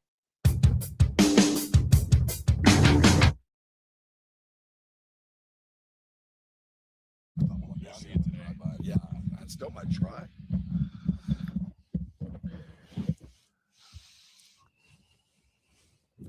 Good morning, everybody. Happy Thursday. Happy game day. Big day for the Spurs as they try and extend the season by at least one more game tonight. Backs against the wall. The first time this team has faced that this season. First time they've faced it in 8 years. So it's been a while. Different feeling for this team. And this is where, Rob and I have talked a lot about experience, and you got to go through it to know what it's like. This will be the first time that that I think any of these players, well, I say that Fox has been eliminated, but most of these players have never been in this position. All the playoffs have been nothing but fun for them so far. Now there's a lot of pressure, I would imagine. This is the test we thought they'd get next year. We thought they would learn a few lessons, get a little tougher, get to the Western Conference Finals, and maybe be in a position to go through it. So they skipped a step, but tonight they skipped so many.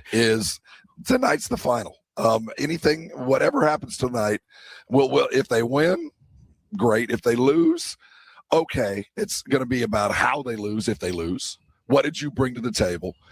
Did you meet the moment? Because sometimes you lose to a better team. But did you show up and give your damnedest. It doesn't matter if your shot was falling. Did you play a good basketball game?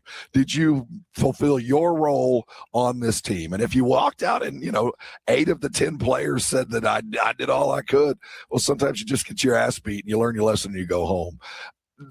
I hope that's how, if it does end with a loss, it's with a valiant effort. And I'm not, and we will complain about missed shots. We'll talk about that later. But I think, but if we saw that team, the same team we saw the other night, come back home and play flat-footed and a step slow all night long, that's no way to go through life. That's an absolute F. You can lose with dignity. You can lose with effort if there was effort and you just lost to a better team.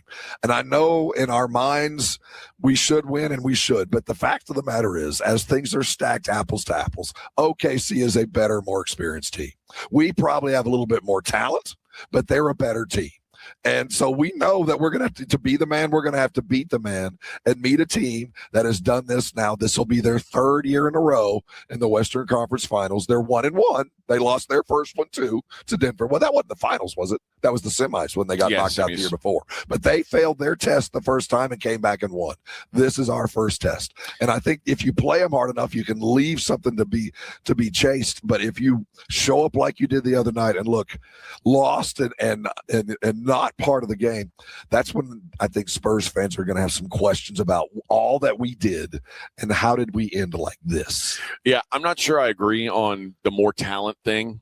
I think man for man, it's real close.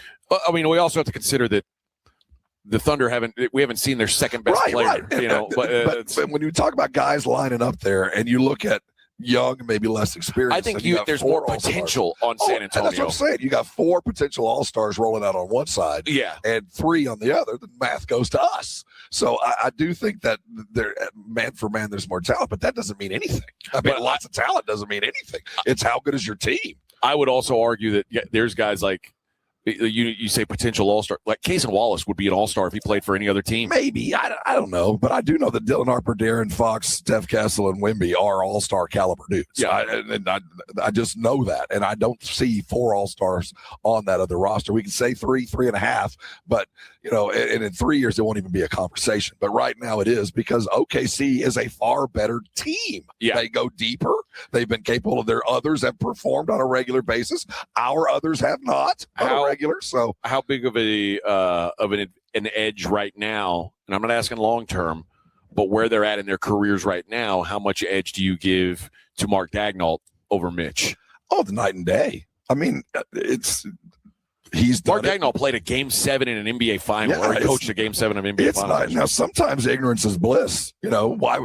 And the great coaches will go, you don't really change anything, whether it's a championship game or your first game of the year. You're going to approach it the same way. You just hope that the intensity level's elevated, but you don't. I mean, the X's and O's are X's and O's. But no, when you've got the whole world watching, there's 2 minutes to go and you need a timeout, but you're not sure when. That's the time when you'd like to have been there before. And you don't want to have to do that for the first time. And Mitch, everything he does tonight will be for the first time. Sam says, anti-Spurs talk station, AJ garbage.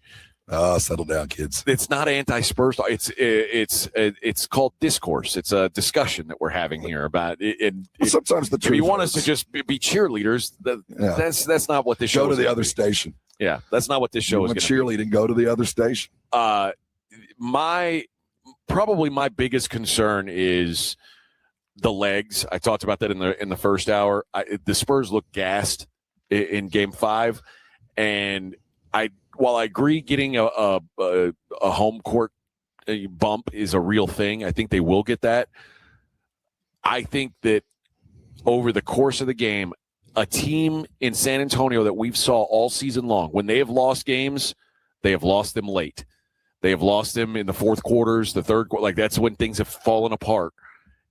It feels like even if they start well, I could see them falling apart. It's like that when they started the game 15-0.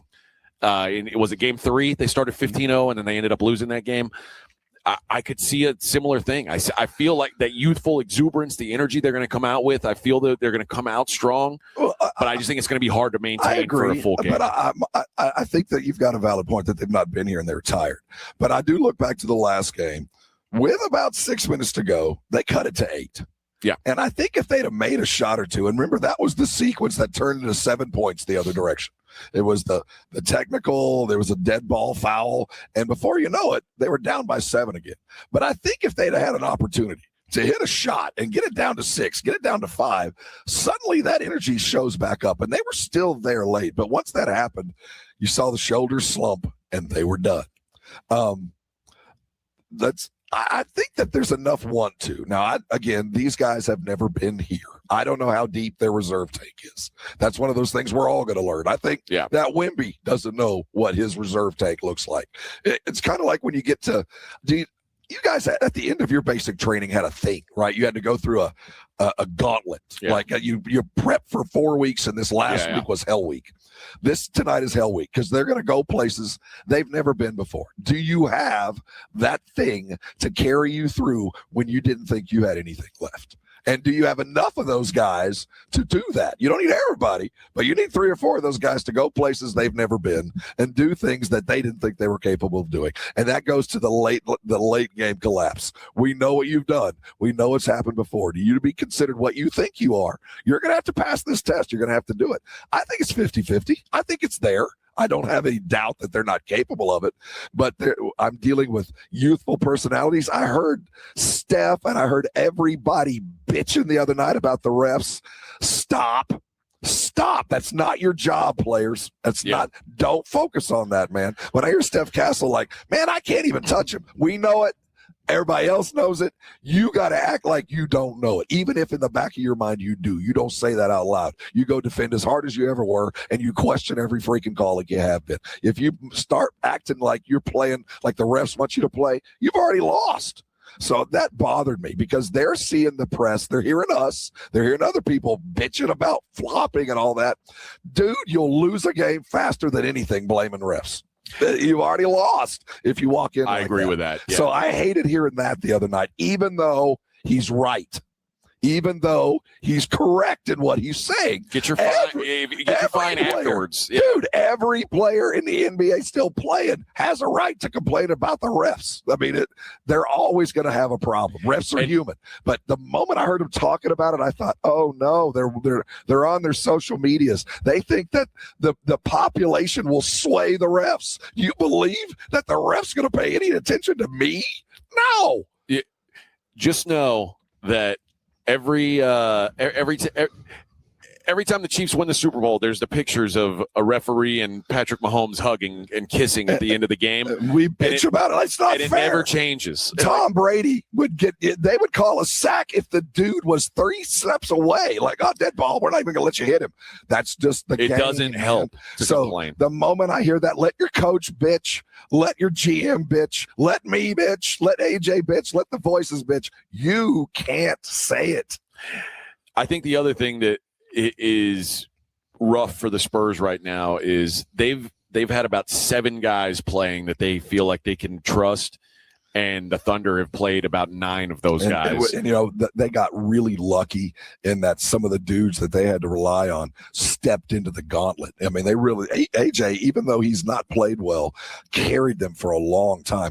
Alex Caruso quadrupling his regular season output. Yeah, if they do go and win it all, and SGA is going to get finals MVP and get all the awards, what Caruso has done has been Manu Ginobili-esque. It really has. It has been the likes of which I haven't seen since Manu. A dude that just comes in the moment there's trouble, the moment that the OKC bench looks a little weird, the moment the Dagnall thinks there's something weird, send in chaos. And he's answered the bell all but one game. And as much as I think the Spurs have good depth, very good depth. You're seeing it. You're seeing now what great depth is, right. Because with Jalen Williams, like when Fox was out, the depth was so tested for the Spurs. 2 games for our starting point. Whereas we're seeing the Thunder without Jalen Williams, without AJ Mitchell, and there are still guys So guys who have not really played in this series that I know for a fact, if it came down to it, Dagnall wouldn't have a problem putting them in. I mean, remember Aaron Wiggins last year got real minutes in the finals. Who's the other guy? Isaiah Joe is a guy that's gotten real minutes for them. Yeah, they have taken him out of this series. But he's hardly been on the floor. They haven't had a need to. Him. He has been a non-entity. My biggest fear for OKC, for guys that are, bench peripheral guys, isn't, obviously Caruso's got all of that. It's the fact that everybody on that team can give you 3 minutes. Yeah. They can give you 3 minutes to get out of a bind. They're going to do something where our bench needs to make a shot, do something to stay active, where their bench guys just come in and make a difference, whether it's a block pass, whether it's the defense on the top, which most of their bench guys coming off are playing front end off defense. They just make plays that help them along so they don't have to take jump shots. They're making layups. We haven't been able to do that. That's one of our problems. And a lot of it is Keldon has been mismatched, been a little flat, been a little out of place, and he's been our primary bench dude. Obviously. Well, Keldon's had a bad playoffs. He has, and that has been a bit of a detriment. And we haven't been able to replace what he brings with somebody else. And the other guy who was such a key for this team last year and most of this year, who is now a ghost, is Harrison Barnes. He was Mr. 100% at one point, and it was like until January. When he fell off, it was way off, and he played 4 minutes, and it was those were when Mitch looks down the bench, and he's out there, Barnes, and goes, he's out there with all right, Olynyk and Biyombo and Plumlee, like that group. Go out with them. That's crazy. The crazy thing about this is, the fact that Barnes isn't playing would have immediately, if you'd have told me, guess what, Barnes is going to average about 4 minutes a game. You would have said Carter Bryant's 20 a night. Yeah. And that hasn't been the case either. Yeah, Carter Bryant's not in the circle of trust. And that hasn't deserved it, quite frankly. I would have thought I've seen more Barnes just because Carter Bryant has been, at least for the last 2 games, a turnover waiting to happen. Big shot maker, but mistake maker too. And Barnes is not that. But I think to beat Oklahoma City, like Ric Flair, to be the man, you got to beat the man. Harrison Barnes is enough to stay even with the man. He ain't enough to beat him. And Carter Bryant's going to have to bring that extra. Harrison feels like a running back that hit 30.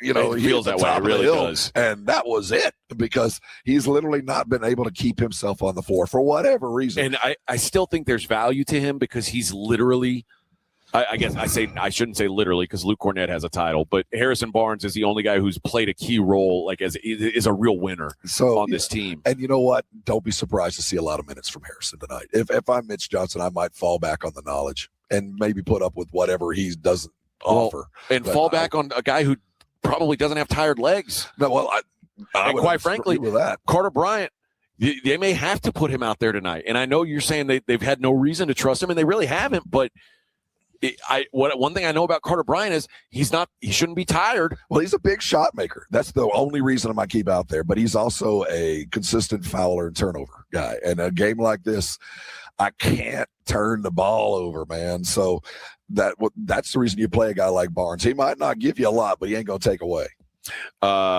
MC Perez says, how dare you blaspheme and compare that idiot Caruso to Ginobili? Get that name out of your mouth. Oh, Ginobili. Let's go look at the numbers, dude. I'm not saying he's as good as Ginobili and will ever be in the same No, room, he won't be. But for this series, he's done Manu things. Well, man. What he's done the last 2 seasons in the playoffs. He is a guy who, when the lights shine brightest, he steps up. He has, and I mean it in the highest possible.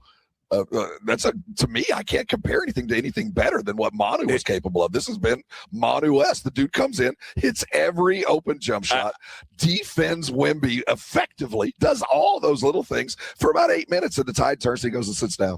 Yeah, and there's almost a Robert Horry feel to him, like where he's on winners. Well, remember, he's got 2 rings already. He's got a ring with the Lakers. He's got a ring last year. Some guys just win and might be on his way to another one. He's one of those guys who, when you count up the rings, he's going to have some. There's a lot of guys of my age that'll remember a guy that he was known as the Brazilian Blur, Leandro Barbosa was on every championship team. You'd look at the end of the bench and, hey, there's Barbosa. Good for you. Another ring. Good for you.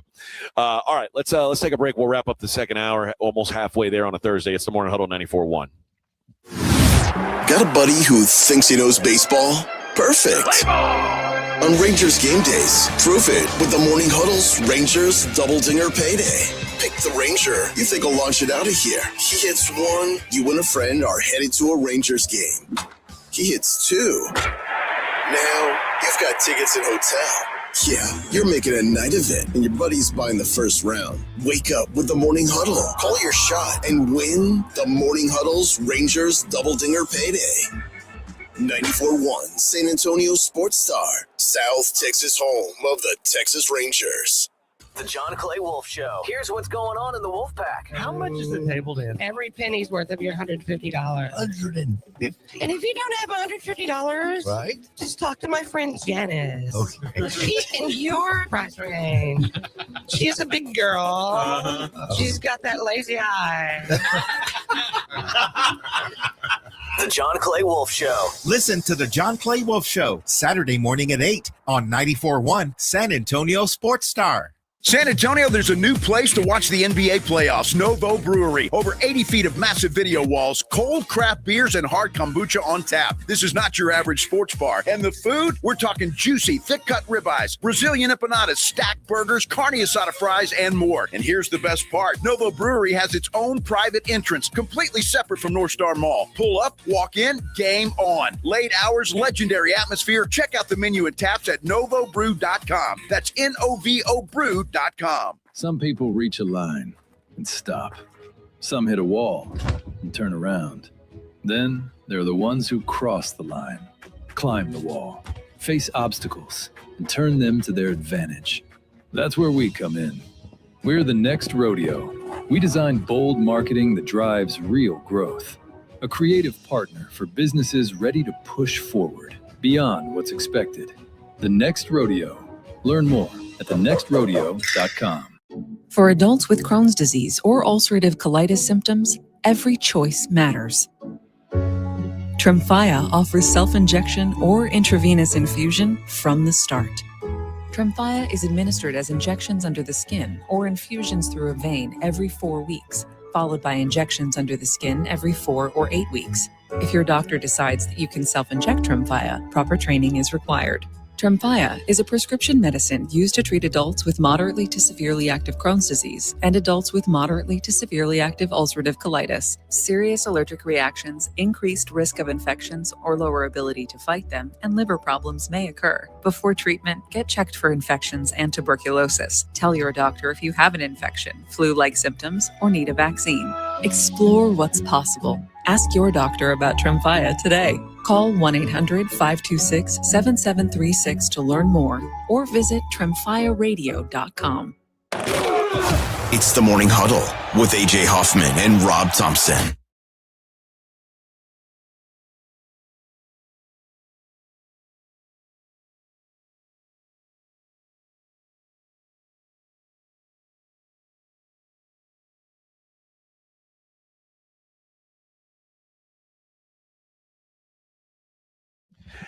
Heyo! Good morning, everybody. Morning Huddle 94.1. Small Friday here on the Morning Huddle. Yippee-ki-yay, MFer. I'll be honest, Rob, your voice has gotten better as the show's going on. It's the bourbon. It's powerful. It is the bourbon lemon honey mix. Yeah, you've been having mint juleps. I'm feeling better too. Well, that's good. Good news. Good news. Lot on the Brigade Bar. A lot of faith. Spurs got this. Mañana we'll discuss Game 7. I agree. I think the Spurs have it tonight. And if they don't, it's going to be very upsetting because again, you're playing. This is for your very life. Yeah, and you know you're good enough. You've beaten them enough times. It will be a. I don't recall the Spurs losing a home closeout. I'm sure. Oh no, I remember the most painful one is when we lost at the Alamo Dome with a last-second shot. They shut us down there. But I don't remember losing a game like this. This is the kind of game that Spurs have typically won. Well, listen, man, the Spurs have been, without question, the second best team in the league all year long. But there's still the monster in the room, the boogeyman. And until he dies, I'm just going to assume he's still the boogeyman. We've spent a lot of time talking about what the Spurs have to do. Now, OKC's also in their own little unique realm because it's a lot easier to walk a tightrope when you know there's a net beneath you. Yeah. You know what I mean? So they do have in the back of their minds, if things go south late, we'll get them on Saturday. There is, well, and also when you talk about a net, there is a net for San Antonio that if they lose this game, they were never supposed to be here anyway. We're allowed to say that now. We're allowed to say that after the game. Players are never allowed to think. It's kind of like when you hear I don't want them even thinking about it. Like I don't want to hear Steph Castle bitching about the refs. I get it. But I'm saying from a perception standpoint, no one is going to – whatever happens to the Spurs, they lose this game, no one's going to be mad at them. If the Thunder lose – before they get to the finals, when they were a team that looked on their way to being a dynasty. One-hit wonder, baby. That's you talk about where you could fall in history. Yeah, you're a one-hit wonder. To where you land. Because remember a year ago what their regular season record, it was like, oh, my God, this team is set up to be the next Warriors. And if you end up instead being the next Toronto Raptors or Milwaukee Bucks, boy, that's a precipitous fall. Let me tell you. So I think there's the Spurs are kind of playing with house money. They are, which can it can be a good thing. It can let you play loose. And that's kind of as a coach, I don't know. Every coaching's a witchcraft. Every team's different. Every coach is different. Every game's different. How you approach your guys. Do you come in heavy? Do you come in with your kids, your players, heavy? Like this is do or die. I expect everything, 110%. Sacrifice your body for the team. If you don't leave bleeding or scratched, you didn't play tonight, kind of thing. Or do you come in and like, hey, baby, what's the problem? Yeah. What's the problem? You're at home. You got 19,000 rabid fans going nuts out there. This is going to be easy. Let's go have some fun. Well, I've obviously never coached anything like this. Well, who has? But I don't know how you were the same. But when for us, if we're in the championship of a big tournament, I'd go to my guys and say, "Hey, man, gravy, man. There's 36 other teams that wish they were sitting where you guys are. This is awesome. I'm proud of you guys. Go out there, have fun. Whatever happens, happens. And I know that's maybe that's a loser mentality. No, it's not. But again, every team is different. Some guys need carrots, some guys need whips. But I feel like, for me personally, if I wasn't the coach and Coach Mitch says, how do I handle this? I go, we've got a long road in front of us. This is just the first trip. And there are certain things that we know that to prolong this, what we expect to be a long time, that we have to get good at. And one of them is being key in key moments. Coach them hard. Yep. Lean into them. All right, halfway there on a small Friday. It is the Morning Huddle, 94.1 San Antonio Sports Star.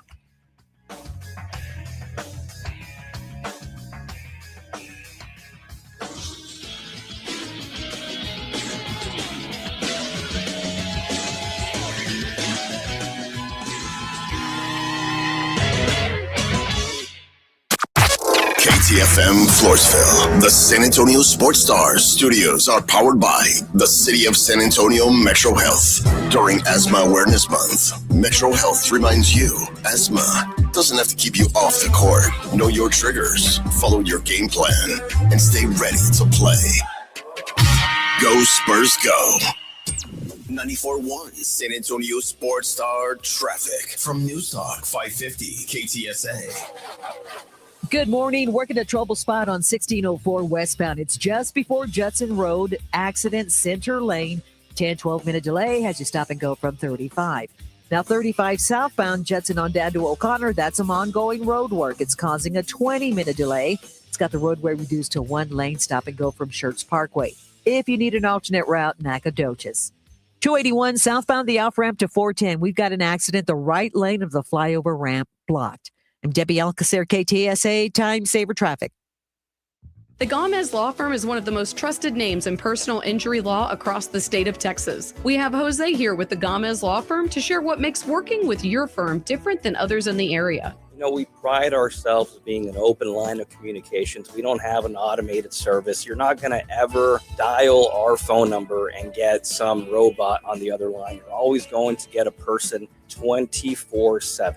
Our principal office is here in San Antonio. Mr. Gomez was born and raised here, practicing law here in San Antonio in his community for 50 years. There are not many attorneys that can say that. Thank you to the Gomez Law Firm for continuing to fight for our community. The Gomez Law Firm is San Antonio. If you've been injured, if you've been involved in an accident, you've been involved in a car wreck, call the Gomez Law Firm. Visit joegomezlaw.com. That's joegomezlaw.com for one of the most trusted names in personal injury. And remember, Gomez Law fights. This report is sponsored by ExpressPros.com. Facing production swings or a tough skills gap? Workforce Solutions from Express Employment Professionals makes hiring easier. Find your local office and see how Express can help you hire smarter and faster for contract and full-time jobs. Visit ExpressPros.com. Sound familiar? At Mattress Firm, we understand there are many problems that can keep you up at night, like snoring, aches and pains, or sleeping hot. Our sleep experts have the unrivaled know-how to match you with a mattress that can help. And now at Mattress Firm, save up to $500 on Tempur-Pedic, plus get a $300 instant gift. For the great sleep you deserve, visit Mattress Firm. We make sleep easy. Restrictions apply. See store or website for details. Sports Center is brought to you by Buyers Barricades, the Texas authority in barricade rental. BuyersBarricades.com. San Antonio Sports Center. In the NBA, the Spurs are facing elimination as they're in a must-win situation, returning home to the Frost Bank Center tonight for Game 6 of the Western Conference Finals against the Oklahoma City Thunder, trailing 3-2. Tip-off for tonight's game is set for 7:30 and will be televised on NBC and streaming on Peacock. Speaking of the Spurs, Victor Wembanyama was issued a warning by the league for missing his media availability after the Game 5 loss, while Mason Plumlee's foul against Jared McCain late in the fourth quarter of Game 5 has been upgraded to a flagrant 1 after league review. In the NFL, the Dallas Cowboys have placed veteran wide receiver Paris Campbell on the reserve/retired list. The 28-year-old is a former second-round pick of the Indianapolis Colts and also spent time with the Giants and Eagles, winning a Super Bowl in Philadelphia in 2024. I'm Edwin Hafner for 94.1 San Antonio Sports Star. From the studios of San Antonio Sports Star, reaching more sports fans than any station in South Texas. Welcome to the Morning Huddle with AJ Hoffman and Rob Thompson. This is 94.1 San Antonio Sports Star.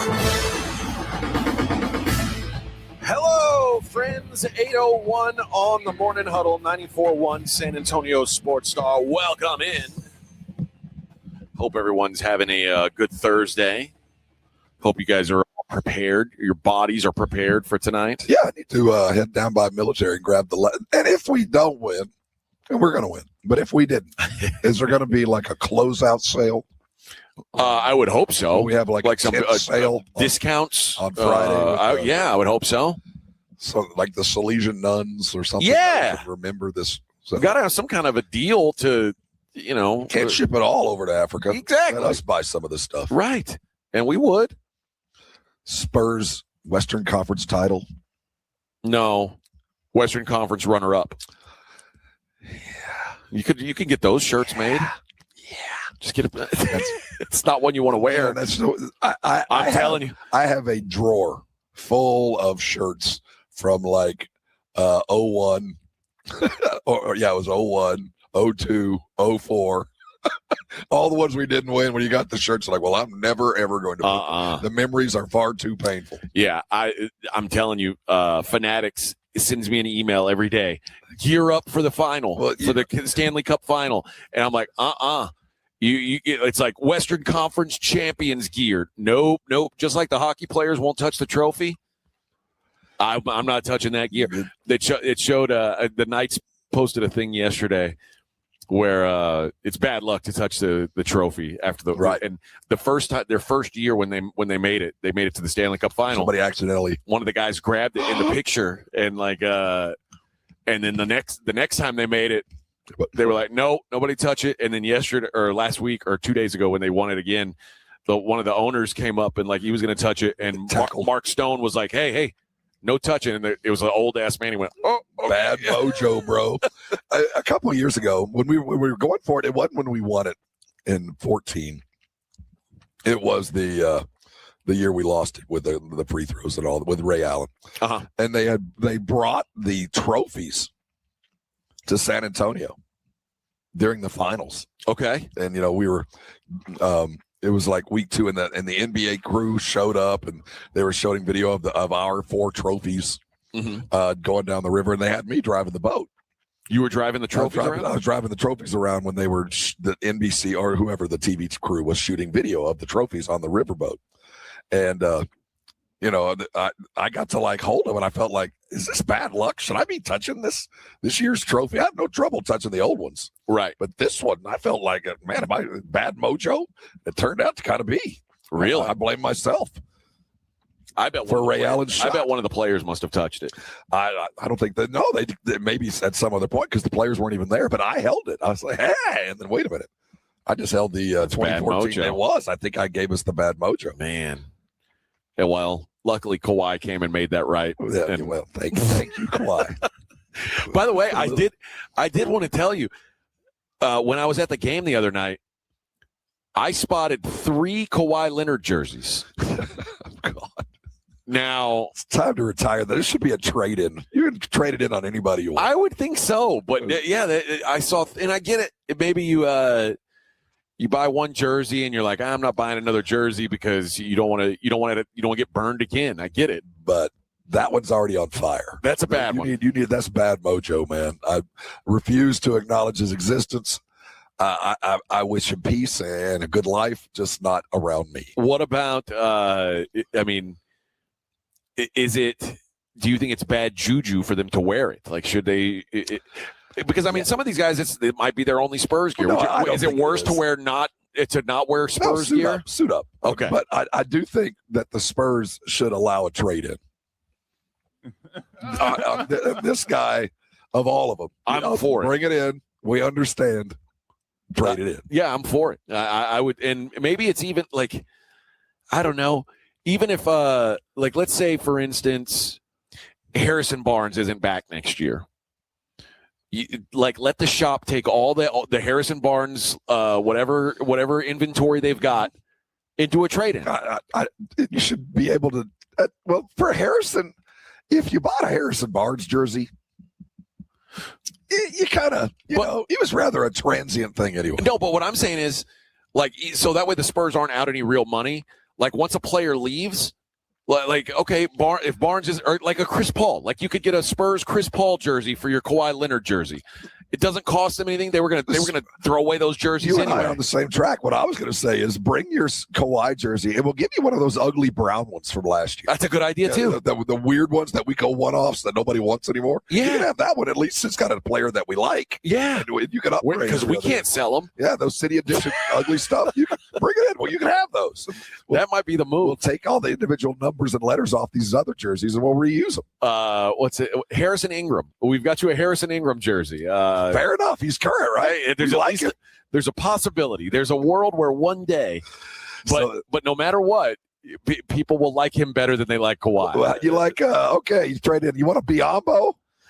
How are you on Biyombo? Yeah, you like Plumlee or Biyombo? Your choice. David Jones. You want a Jones Garcia? You got a couple of those. I got a Lindy Waters, the second and the third. You know what? I kind of covet a Lindy Waters jersey. Do you really? I do. I think that's kind of a cool number. That's one of those I'd like. What number does he wear? Gosh, it just fell out of my brain. 43 or 40. Like that. He looked so awkward. I was like, that's one that I don't think any other Spurs ever wore. Oh, no one's gonna have that. No one's gonna have. What was your jersey number? I always wore 8. 8. Okay. You feel like Marcus Johnson was my hero growing up. Okay. Lindy, what number does he wear? I'm gonna guess 42 or 43. Oh, it's 43. I won't say 42. 43. Check. 43. Yeah. It's funny. Until this series or last series, I had forgotten what number Jordan McLaughlin wore. And my son was like, "Who's number 0?" And I was like, "I've got no idea. I don't 0. I don't know what the hell's going on if number 0's playing." And I'll tell you, when you come up to training camp and they give you, if you end up with like 50 or 20 or 6, you're like, I ain't making a team. No. if I'm wearing a former Stars jersey, I'm not gonna make it. Yeah, I was number 4 all the time. And then my son became number 44. That's because he couldn't wear 4, so he was 44. Well, growing up in San Antonio, everybody wore 44 because ice. Yeah, that was the number you wore 44 if you're a basketball player. You wore 32 or 33 if you're a football player because of OJ or Tony Dorsett. There were certain numbers that they're not as popular as they were. You're telling me OJ's number's not popular anymore? OJ back in the day, man, everybody wore 32. Everybody loves OJ. Every running back. Yeah, that guy was fast. He was good with white folks. Oh, yes. He was good with a knife. Yeah, he'd carve up a Thanksgiving turkey like you wouldn't believe. A Szechuan steakhouse, that guy could rip it up. Man, unbelievable. Unbelievable. So I don't always – I do find myself saying, okay, who's got my number? And then I'll kind of cheer for that guy. But I guess I've kind of grown out of that now that I'm in my 40s. I don't have the hey, the numbers mattered, man. I don't have the same attraction to it. I've seen guys quit teams over a number. Like, I'm just going to transfer.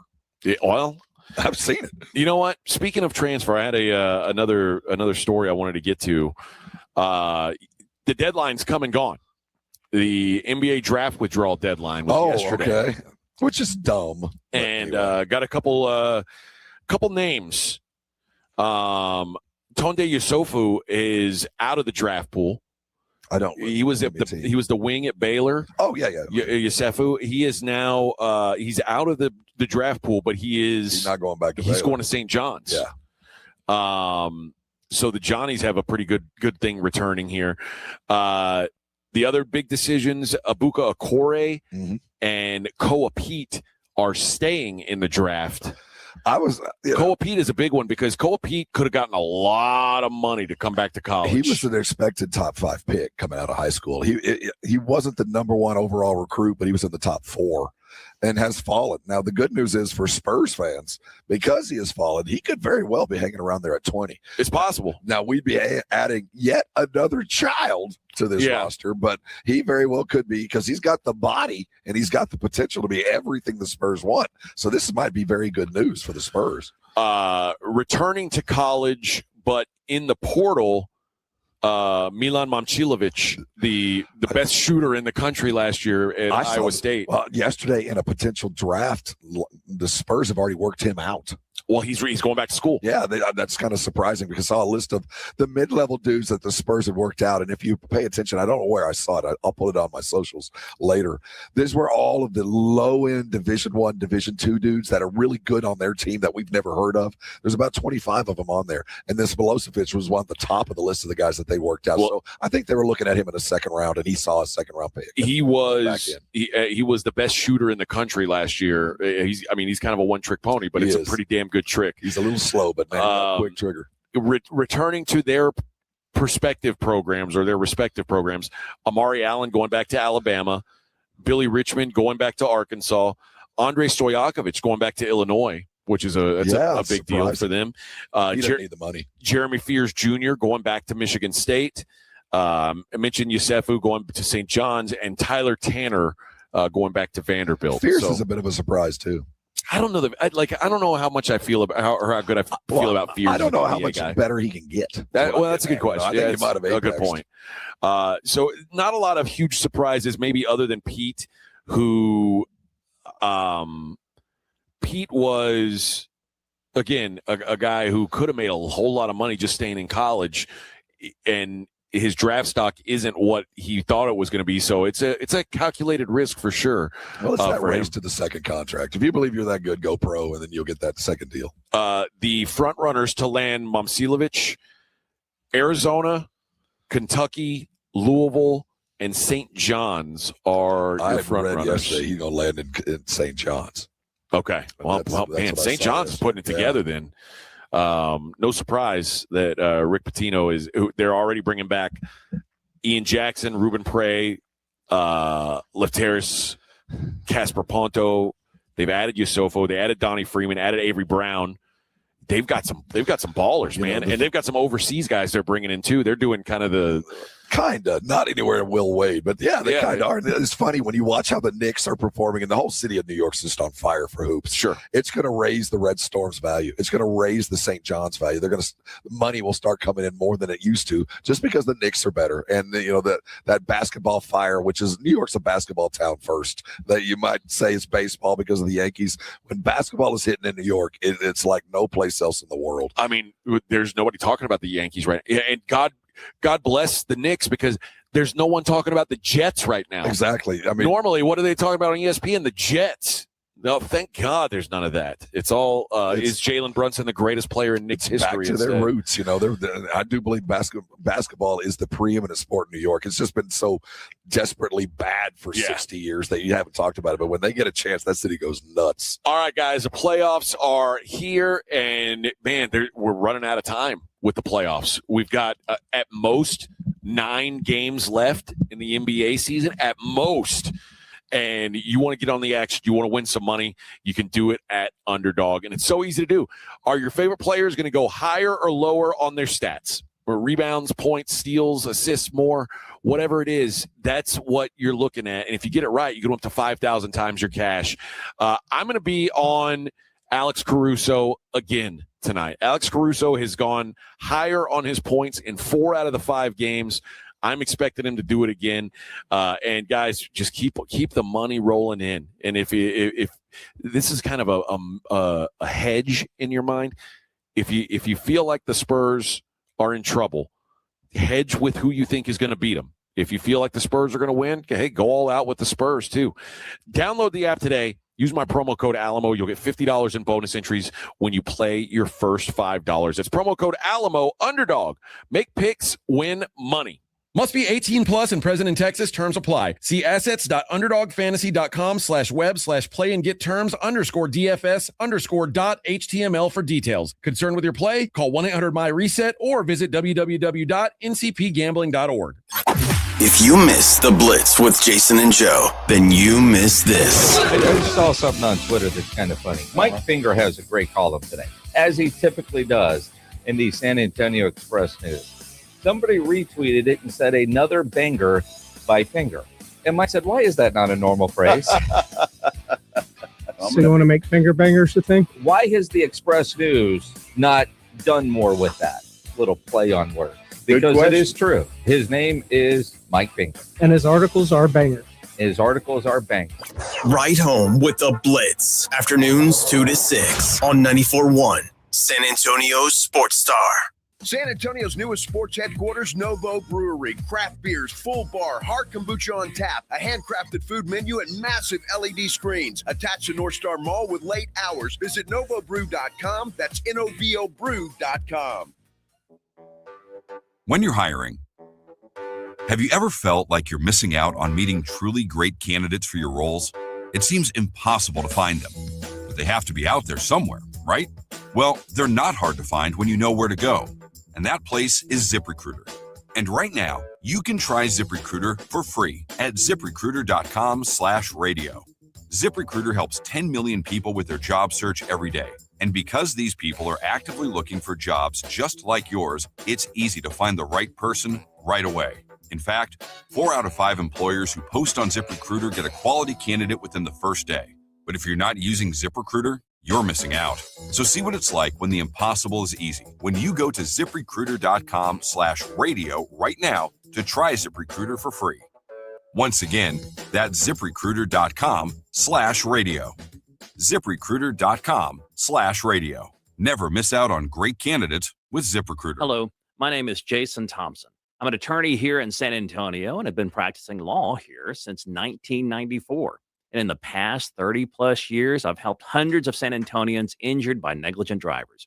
If you've been injured in a car or truck collision, call me 210-900-0400. I did want to let you know of a very disturbing trend I've seen that you really need to be aware of. If an attorney or someone acting on that attorney's behalf calls you after a traffic collision, with very limited exceptions, that is called barratry or solicitation. It's a crime and it is unethical under our state bar rules. Do not answer these phone calls. Do not hire an unethical attorney. Neither I nor anyone in my firm will ever call you after a traffic collision. If you need my help, and if you've been injured in a traffic collision, I think you do, you'll need to call me. My name is Jason Thompson. My number is 210-900-0400, or go to my website, alawyerforus.com. You're listening to the Morning Huddle.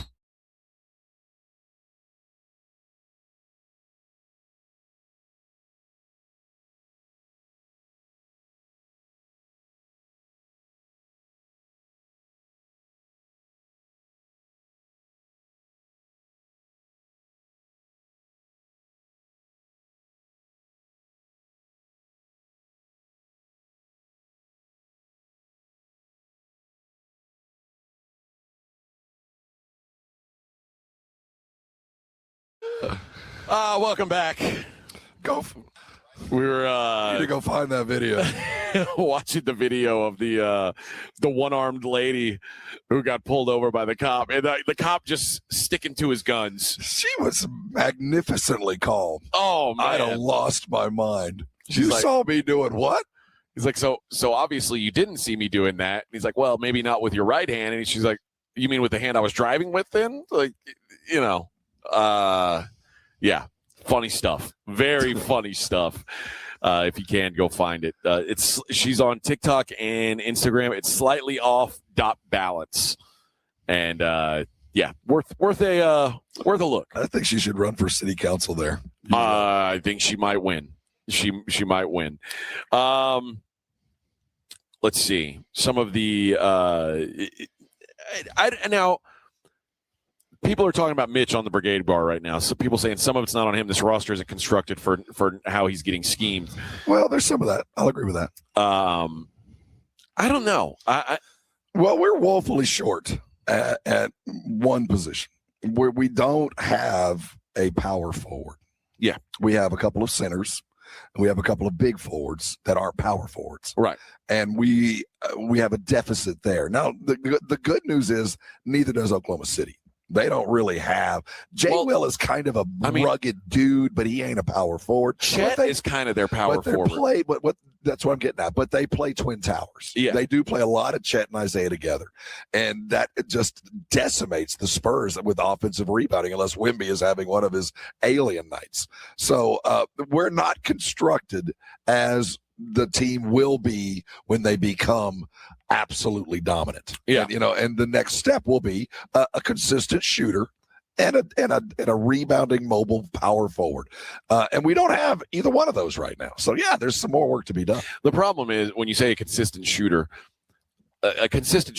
is, Champagne is consistent, but No, I'm not taking anything away from those guys. But I'm talking about a weapon off the bench that comes in and you're here to shoot. Okay, you say off the bench because the problem is now your core is what it is. I'm talking about peripheral. Like when I mean a shooter, I'm talking about a guy like Luke Kennard, a mercenary, a dude that shows up for 2 years, knows his game, and is here to shoot. And the Spurs have always had something like that, or have always looked for it. The Thunder have it with Jared McCain. Well, and they traded for it, and I think that's something that Spurs, when we say, are we there yet as far as the way I think Brian Wright envisions his team to be constructed to run for a title? No, we're not there. But I'm not saying we don't have enough to go get it now. We got plenty to win a world championship. There's enough in our locker room. There's enough talent, enough coaching, enough everything to go win the world championship. Now there's the vagaries, the things that separate you from wannabes and titles that they have to get through. But I have even though we're not where we want to be physically and as far as the team makeup, this team's good enough to win it all. There's no reason why they can't right now. Well, I think they're good enough to win it all. I just think that they are not. They're not ready to do it. Exactly. So I'm not going to use it as an excuse if we don't win it all. Dude, we got enough talent. We're in a Game 6 at home. I don't know what else you want. I don't know what else you were asking for as a Spurs fan. You're at Game 6 at home, down 1-0, which is what the 7-game series is supposed to look like. You have played to a draw after this. So if you wanted to play a closeout game, this is where you wanted to be. So we are where we hope to be, and we're in a position to go get it. It's just a matter of passing the test. I think what this series is really showing is what we thought was a really deep team is a kind of deep team, and they're going up against what a real deep team looks like. And now we're just kind of finding it out, though. And the Spurs didn't face a lot of adversity in the regular season. Well, they had a lot of injuries, but no, because nothing was ever expected of them. Right. Everything was gravy. I mean, hey, you won 9 games in a row. You didn't lose a back-to-back for 3 months. Hey, yeah, that's a lot of fun. But again, we are now in a whole other world, and they have progressed further than most people thought they would, because they are precocious enough to not know what they don't know and not care. Now tonight, I think they know exactly where they are. They've watched the press. They know the referee's story. They know all of this. They have become men, and they're a different player now. Now, do you have enough in the tank to take it home? That's the playoffs. Rin says, I still think Shaq needs to shake the bleep out of Victor and tell him to get down on the block and ask for the ball. Yeah. That's coming. I mean, well, no, that's never going to come. If you ever think that Wemby is going to play any game even close to Shaq, it's never, ever going to happen. That's not. But there is I don't know. There is sort of in my mind, I get it. In the regular season, you want to go out and you want to shoot threes, whatever. If you guys are up 20, you want to go shoot some threes, shoot around a little bit. In tight games, in gotta-have-it situations, get your back right up to the rim, put your hand in the air, get the ball, and dunk the ball, or catch that, be the roller, where that's, I think, is his best offensive weapon. I think he is a great roller, and have those guys lob it up and just make easy buckets. Don't make it hard on yourself to score points. I think a lot of this is, it's hard to imagine how hard the last month has been for these guys, just because every night, every other night, you're getting on a plane every other day. Yeah. And these are those kind of tests. And I keep saying tests because this is truly pass fail. There is no B or C. You either do it or you don't. And you get to come back again and do it or you don't next year. And I think, when I'm looking in their eyes in that last game, when they walked out, and physically it just wasn't there. It didn't happen. And Wemby didn't visibly panic, but his game showed you it panicked, that it wasn't there. He didn't have the lift. He couldn't get to the places he wanted to get to, either because of the hindrance of OKC or physically he wasn't there. And you got to find a way to get through your problems in the game. Yeah. Solve your own problem in the game. That's when you go from being coached to being coachable. I mean, you're going to have to fix it. I can put you there, but you got to go do it. And guys like Wemby and Steph and Dylan Harper, who've always been great. Every court they've ever been since they were 8 years old, they've been the best guy on it. This is the first time in their lives that they're going up against guys as good as them night after night. This is the 6th time they have played these guys in a row. I tell you, have you ever played the same guy 6 games in a row? Can you imagine the minutia that they have cut their games apart? And they have never had to study what they did because they were always so good. Now you got to look into am I that good, and can I do what I've always done tonight? And you get into that mental side of things that kids, you just got to go do it. And that's why I believe it's possible. I like the momentum, but until they go and prove to me that they can, everybody's going to have this question: can you go do it? It's funny. You mentioned, what do you do when you're tired? And it brought me back to when I was fighting. One of my training partners was fighting for a title, and which means it was a 5-round fight, and it was his first 5-round fight, and it was a close fight after 3 rounds, but I could tell after the 3rd round he didn't have any juice left. And this is a guy I'd worked with every day for months and months, so I knew what he could and couldn't do. And at the end of it, we're like, well, what do I do? How do I get through 2 more rounds? And we said, just wrestle him, hold him down, and grind it out. And because when you're exhausted, you want to take the easiest route possible. And it might not always be the prettiest, it might not be the sexiest, but it's what it takes to get the job done. And that's what I feel like Wemby getting by the basket and dunking the ball is do what's easy. And that's incumbent upon Mitch to get him there. Make him go do the easy stuff, touch the paint. The idea of finding that extra something, everybody has their own thing, however that was, and you don't know where it is until you have to go look for it. But once you're in desperation mode, just get easy buckets. I hope the test, what comes out of this year is I hope that Wemby realizes that, one, speed and fluidity will only take me so far. For me to be everything that I want to be, being a ball handling big is only going to take me to this. This is as far as this style of play will take me and my team. For me to be a champion, I have to dominate where I can dominate other dudes, and that is in the paint. Yeah. And the moment that he realizes I will be better, my team will be better, the more time I'm taking jump hooks and dunks as opposed to jump shots and threes, we will all be better off. And until he realizes that and the coach puts him in that situation, it's not going to change because he's ridiculously successful as he is already. I mean, look at what he's already done. But to win it, to do the things that he wants to be, he's going to have to learn to play and be bigger. And that's about off-season scheduling. That's maybe not playing as many games or as many minutes in the regular season.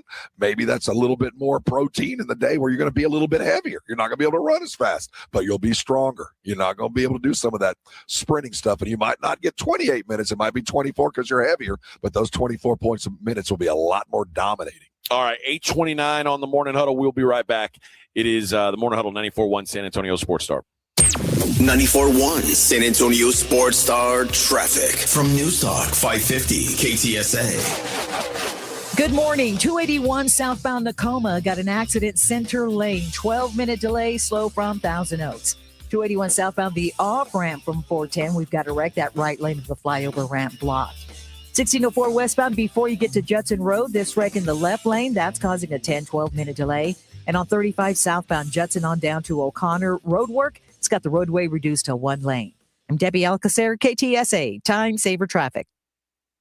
It's The Blitz with Jason and Joe. Afternoons at 2. Coming up on The Blitz, we have the true definition of a must-win game. Do or die, sink or swim, all the cliches apply for tonight's Game 6 between the Spurs and Thunder. We'll get you ready for it. Game Night San Antonio, brought to you by Vision Source. Besides Wemby playing better, what else do the Spurs need to do to force a Game 7? We're talking about it on The Blitz, starting at 2.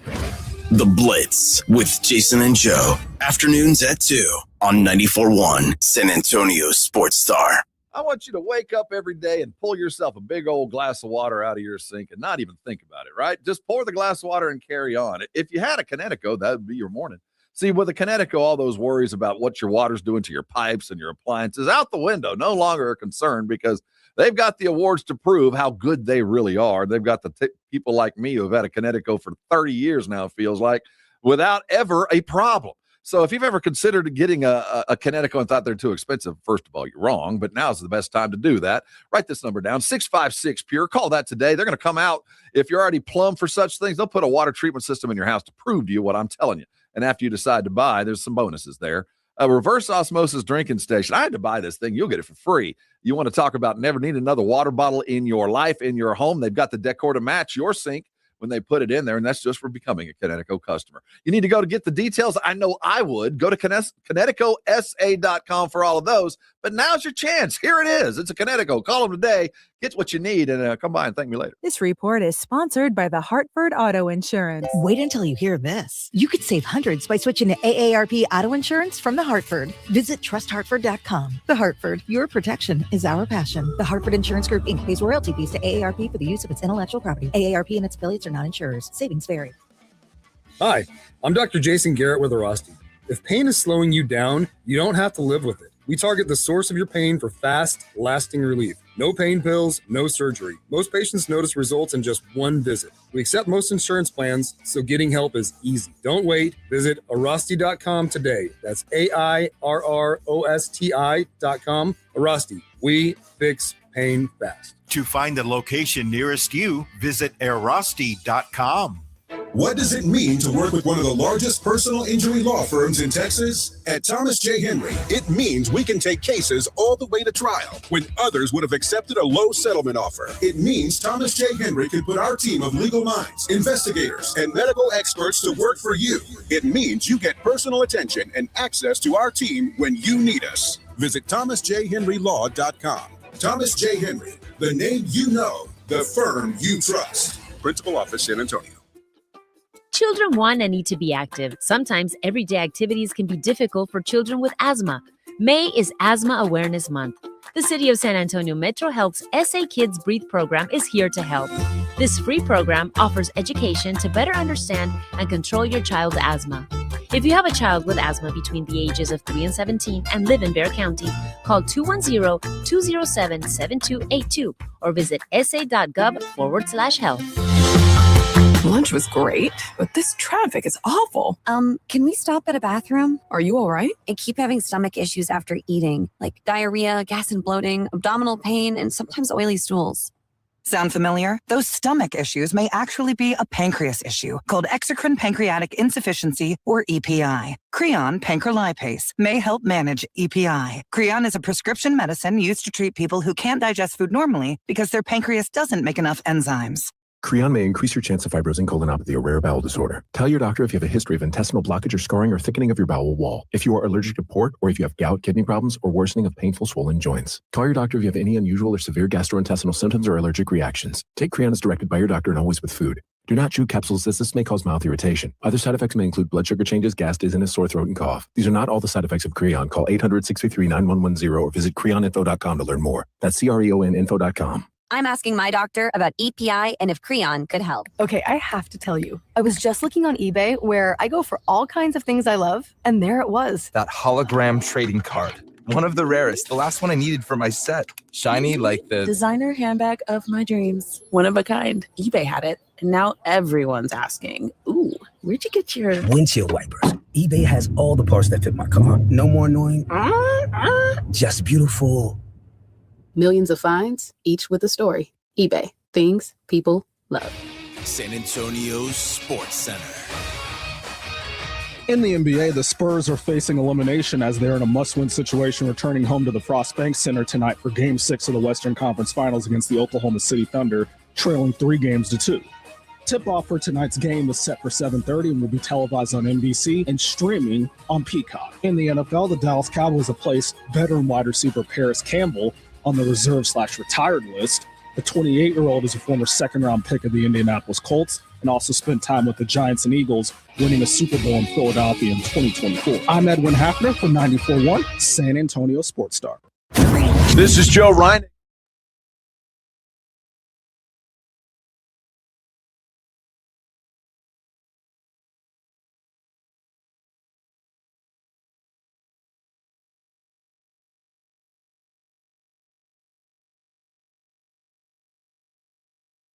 Friday, 8:35 on the Morning Huddle.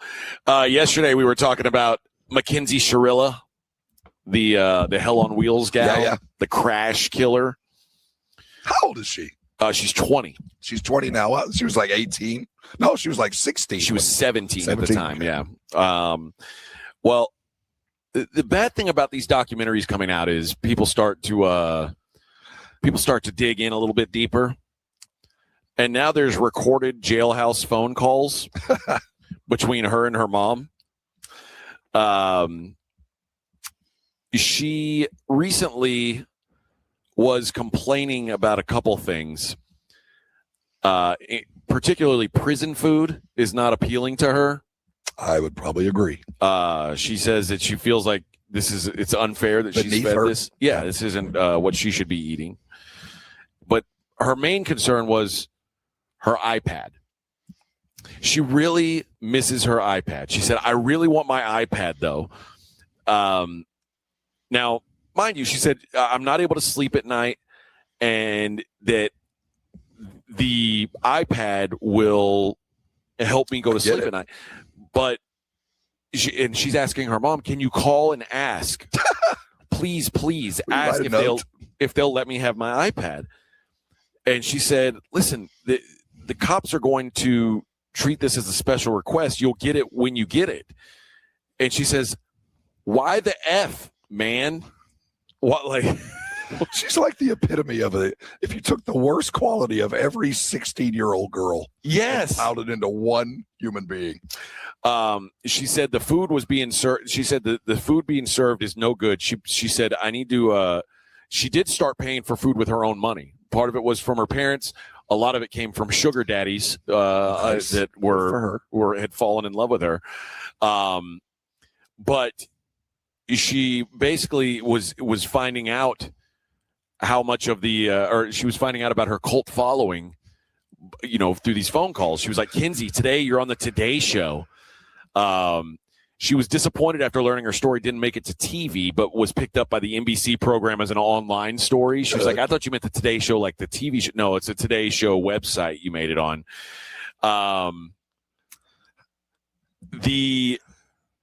If you haven't seen this documentary, what's it called? The Crash. It like when you see what happened, it's like almost galling that this gal is complaining about anything. But she was recorded talking about if she is freed after just 15 years, which is her minimum sentence. So I was looking that up. So she's got to serve 50. It was 15 to life. To be served concurrently, which she got very lucky. Yeah, she got a friendly judge. I mean, very lucky. But she said, if I get out in 15, I think I'll still have time to launch a Hollywood career. I think so. Yeah. Well, she'll be on film. she will be. I see a porn career in her future. Almost certainly. I see definitely an adults only career in her future. A little slender for my taste. A little. I mean, I think that's already written in stone. That's going to happen. You're probably right. She also told her mom that she needs to change her Instagram bio to #FreeKinsey. And her mom said, Mackenzie, I don't think that's a great look for you right now. And she said, don't forget to change my Instagram bio. Try and get in there and change my name. It has to be done. So is her mother posting for her in her absence? I'm guessing so. Yeah. I'm guessing that's how it's working out. It's time for her to just crawl underneath that jail and go away. Yeah. Well, mommy's going to take care of all of it. Yeah. Well, you're going to lose on appeal, and it'll just be that story in about 10 years, 15 years, when it'll pop up that you're up for some sort of sudden freedom, and you're not going to get it. Well, the gals who have gone to prison with her, the gals who are out talking now that we're in with her, they said anybody who's worried about her getting out after 15 years, do not worry. Yeah, she's going to break the rules. She is not a model prisoner. She talks back to the guards. Yeah, and then like she'll talk back to the guards, and then when she feels like she needs protecting, she'll run to the guards. Like if she makes it out, she ain't gonna be out in 15 years. She is truly a parody of the worst traits of a teenage girl. It's every bit of it. If it's all piled into one human, it's her. Well, I mean, a teenager, period. Yeah. Teenagers are disgusting creatures. Everyone knows that. I don't know if this is speaking of teenagers who are doing terrible things. Back to Florida, the sheriff here threatens. He says these rowdy teens that are doing this teen takeover chaos. I don't know how much you've seen of this. I've seen it happen in San Antonio. Yeah. Okay, these kids are running wild. Like they show up in a parking lot and go bananas. Yeah, do whatever they want to do, and they'll go to restaurants. They'll go in and overwhelm, trash a restaurant, and like the people can't do anything to stop them, and they'll be gone. The sheriff, Grady Judd in Polk County, Florida. Where's Polk County? Do you know? I think that's Central Florida. Okay. He says that not only will the juveniles be held responsible, the parents will be too. He said there's a whole lot of laws that not only hold juveniles responsible, but parents responsible for your children's conduct.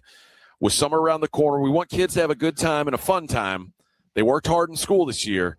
However, we don't want them to start next year with a criminal arrest record. I guarantee they start acting a fool. Oh, cutting a fool. They start cutting a fool, tearing up people's businesses, fighting in the streets.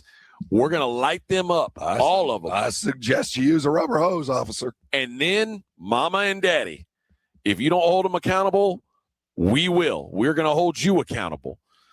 Make sure they're home when they need to be. We're going to come lock you up too. Charge you civilly, whatever we have to do. Parents, hold your children accountable so we don't have to. The sheriff's caution came after 2 weeks. 2 weeks during which Tampa arrested 22 people aged 12 to 21 during a teen takeover event at Curtis Hickson Park that sparked fights and disrupted traffic. Of those of those 22 arrests, only 4 were over the age of 18. Deadbeat kids having fun in a park. How dare them? Yep. The viral teen takeover craze that's catapulted across the country in recent months, it's what they say is to blame. Parents need to know where their children are and who they're with.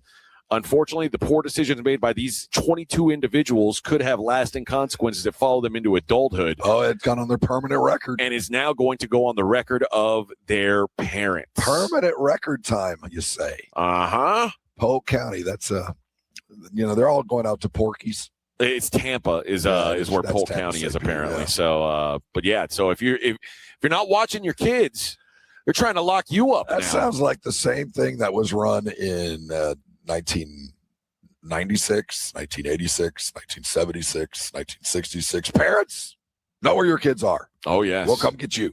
My parents had no idea where I was in 1996. Basically from 15 to 20, they didn't know where I was. Feral. I would because my they didn't want to know. It's not like they wanted to know how to hit it from them. They were busy. My dad he got remarried to a young wife and had another kid. We had babies. Yeah, you were. And you were the hired help. I was free range. You were the hired help. They couldn't worry about where I was. They had to go baby to feed. They had diapers to change. Well, that's our generation. They worried about me being home at midnight. The next one was coming along. They had to take care of the baby. Yeah, it's true. All right. 8:44 on the Morning Huddle. We'll be right back. Wrap up hour number 3 on 94.1 San Antonio Sports Star.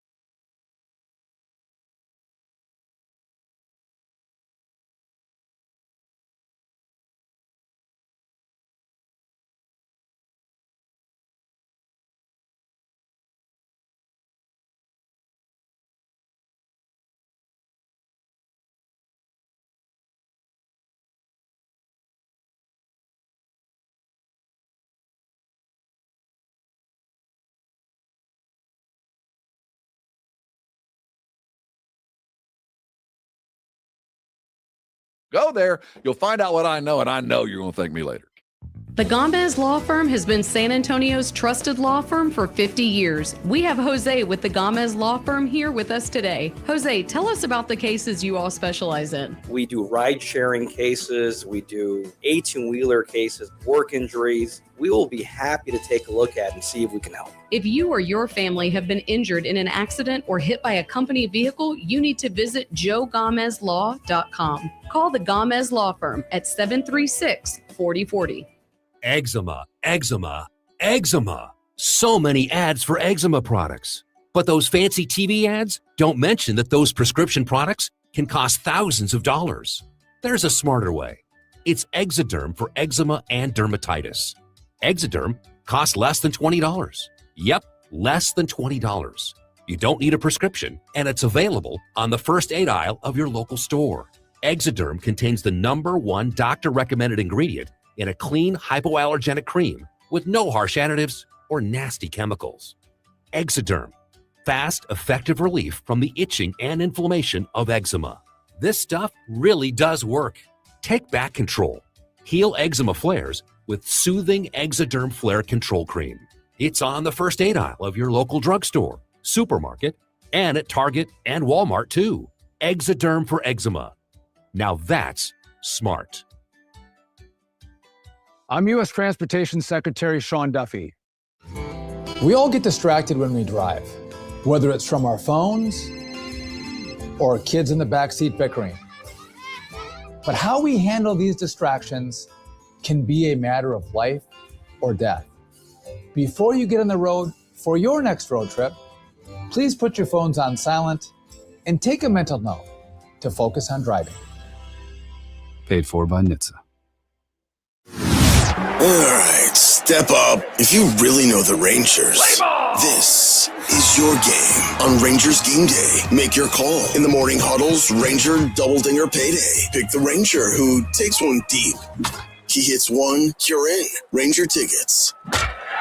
He hits two, and then we're talking tickets and a hotel stay. Big swings, big rewards. Wake up with the morning huddle and cash in with the morning huddles, Rangers Double Dinger Payday. 94.1 San Antonio Sports Star, South Texas home of the Texas Rangers. It's the Morning Huddle with AJ Hoffman and Rob Thompson on 94.1 San Antonio.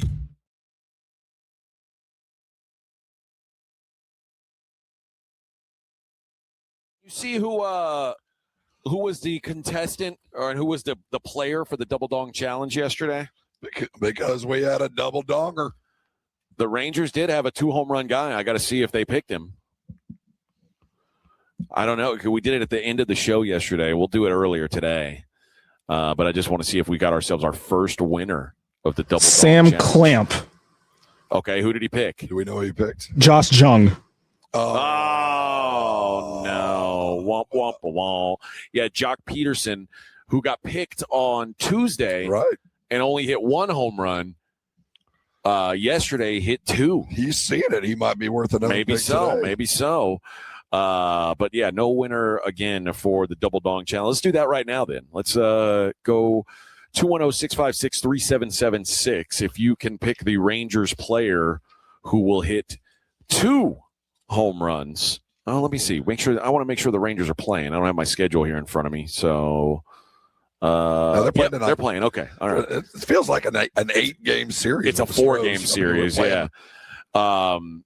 The fourth, and I think this is the final game between these two teams, maybe at least till the second half. I'm not sure. They'll play again, I'm sure. Oh, yeah.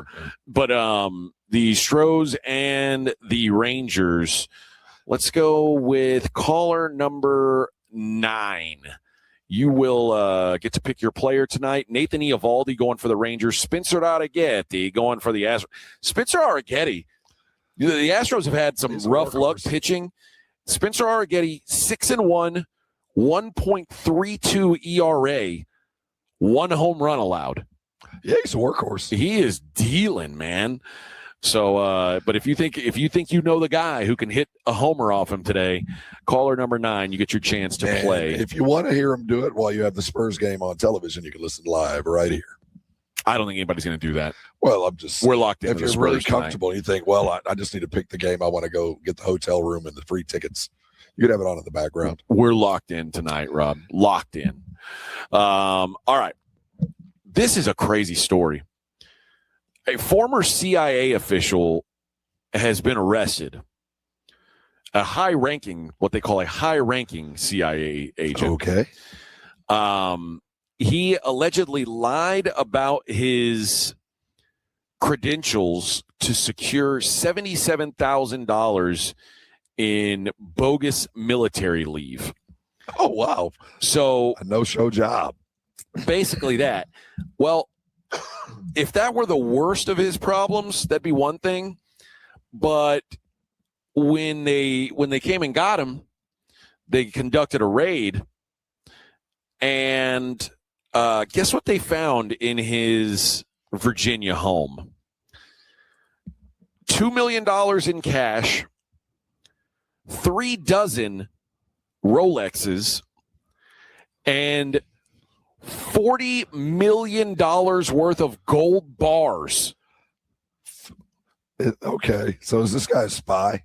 I mean, he worked in the CIA. I mean, is he spying for somebody else? Is he a double agent? No. So here's how it happened. He requested the gold and money for work-related expenses between November and March. Like basically, like, hey, I need like he's paying somebody. I need cash to do this job to get this done, and he was keeping it all.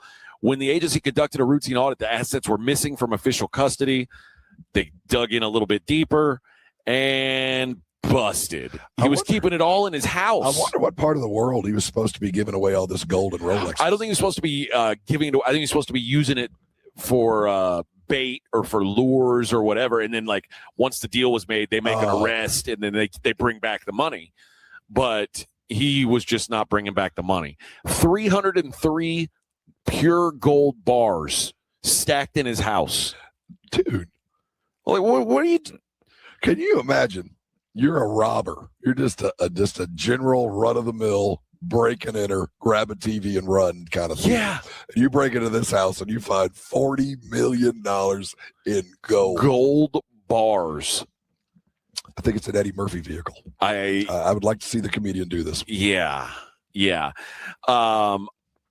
So apparently it says they checked a storage space in his office that he used to store work-related funds, and they found a very small amount of money, but just not nearly as much as was missing. Right now, he is charged with inflating his college resume and scamming the government out of military leave pay after he allegedly falsely claimed to be a member of the Navy Reserve. According to the affidavit, so go to the reserve duty and get paid by the CIA. Yeah. According to the affidavit, Rush fabricated much of his background on his way to securing a senior executive role in the federal government. Now, are we not doing background checks? I thought Socha did all this stuff. I thought we took care of these guys. I thought that, like, he's really good at his job, though. Like, if I turned in a resume here that said I attended Harvard University, would they just take my word for it? Or are they, like, I feel like they're doing some background checking. Well, anybody who's ever padded their recipe rolls the resume rolls the dice. You figure, are they really going to check this? He enlisted in the Navy in 1997, was honorably discharged in 2015, and after that, never enlisted in any other branch of the military. So following his discharge, he falsified active status as a captain to pocket $77,000 in unearned military leave while also drawing his inflated executive salary.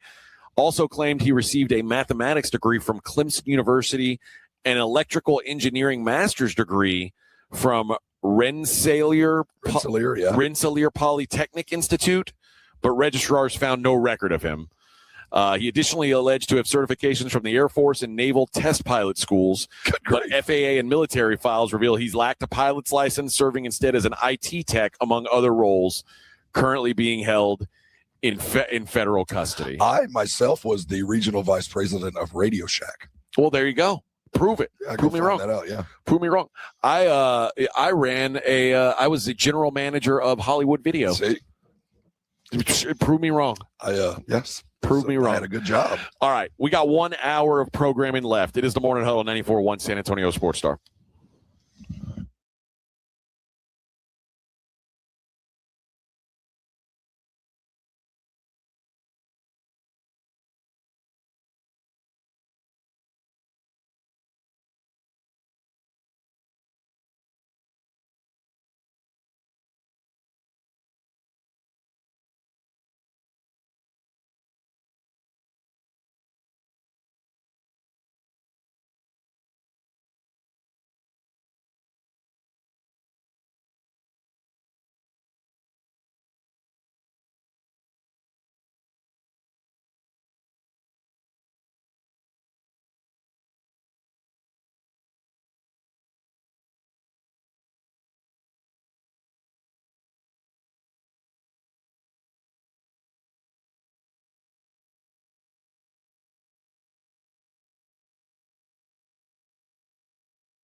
slow from Thousand Oaks. 281 southbound, the off-ramp from 410. We've got a wreck. That right lane of the flyover ramp blocked. 1604 westbound before you get to Judson Road. This wreck in the left lane, that's causing a 10-12 minute delay. And on 35 southbound Judson on down to O'Connor, road work. It's got the roadway reduced to one lane. I'm Debbie Alcacer, KTSA, Time Saver Traffic. This report is sponsored by Red Diamond Tea. Go ahead, sip into summer with Red Diamond. Fresh brewed with just 3 simple ingredients: tea, water, and sugar. Always cold and ready in the refrigerated section. Red Diamond Fresh Brewed Tea. The perfect sip does exist. Hi, my name's Jason Thompson. I've lived in San Antonio for more than 50 years. Went to grade school, high school, and graduated from law school right here. San Antonians have trusted me as their attorney after serious injury and fatality collision since 1994. My website is alawyerforus.com. Why a lawyer for us? Well, after several years of practice, I watched as insurance companies created their own law firms solely to defend against auto claims. Today, there are very few insurance companies that do not have their own captive law firm filled with attorneys whose job is to minimize what the insurance company has to pay on an auto claim. If you or a family member is injured in a traffic collision, you will need your own attorney. Just remember alawyerforus.com. For many lawyers you see on billboards, your case will be handled by a non-lawyer or a staff lawyer. If you call me, Jason Thompson, I will be the lawyer you speak with. The initial consultation is always free. If you or a family member needs an experienced attorney you can trust, I want you to call me, Jason Thompson. My number is 900-0400. That's 210-900-0400 or alawyerforus.com. By texting 64,000, you agree to receive recurring automated marketing messages from Real Success. Message and data rates may apply. No purchase required. Terms apply. Available at ourrealsuccess.com. Do you want to learn how to make money flipping houses and acquiring rental properties right here in San Antonio without using your own money? You'll learn to flip houses and secure rental properties in your spare time to get on track towards real wealth building. We're offering a handful of motivated individuals the opportunity to attend our workshop right here in San Antonio for free. That's right, we'll give you 2 free tickets when you text FLIP to 64,000. San Antonio is the perfect market to flip houses and build rental income. Don't miss this opportunity. Come to a complimentary live 2-hour workshop this week right here in San Antonio and learn how to start making money flipping homes and building long-term wealth with rental properties. To get 2 free tickets, text FLIP to 64,000. Text in the next 10 minutes, and registrants will also receive a free copy of our Funding for Deals guide. Text FLIP to 64,000 for 2 complimentary tickets. Text FLIP to 64,000. Almost 90 years ago, Academy Sports and Outdoors was born right here in Texas. So we know a thing or two about a thing or two. Like beans don't belong in chili. It's called a feeder road. And how far really means how long. We've been your neighbor for generations. That's why we're adding Texas-sized deals across the store, only in Texas. If you happen to find a better price at a competitor, we'll beat it by 5%. Academy. Fun can't lose. Indeed presents hires you can't afford to get wrong, like customer service associate at a dry cleaning shop. Yeah, hi. I'm here to pick up my suit. Ah, yes. Here you go. There must be a mistake. This is too small. It shrunk a whole lot. Look on the bright side. Now you have a suit you can give to a child. This is a job for sponsored jobs. This is what happens when you don't sponsor your job on Indeed. Next time, get matched with quality candidates with Indeed sponsored jobs. Visit Indeed.com/hire now and sponsor your job today. SportsCenter is brought to you by Buyers Barricades, the Texas authority in barricade rental. BuyersBarricades.com. San Antonio's Sports Center. In the NBA, the Spurs are facing elimination as they're in a must-win situation, returning home to the Frost Bank Center tonight for Game 6 of the Western Conference Finals against the Oklahoma City Thunder, trailing 3-2. Tip-off for tonight's game is set for 7:30 and will be televised on NBC and streaming on Peacock. Speaking of the Spurs, Victor Wembanyama was issued a warning by the league for missing his media availability after the Game 5 loss, while Mason Plumlee's foul against Jared McCain late in the fourth quarter of Game 5 has been upgraded to a flagrant 1 after league review. And in Major League Baseball, the Texas Rangers fall to the Houston Astros 4-3 as Mike Burrows takes the win for the Stros. They wrap up their series tonight with first pitch set for 7:05 at Globe Life Field in Arlington. You can listen to the game on 94.1 San Antonio Sports Star, the home of the Texas Rangers, with pregame starting at 6:30. I'm Edwin Hafner for 94.1 San Antonio Sports Star. From the studios of San Antonio Sports Star, reaching more sports fans than any station in South Texas. Welcome to the Morning Huddle with AJ Hoffman and Rob Thompson.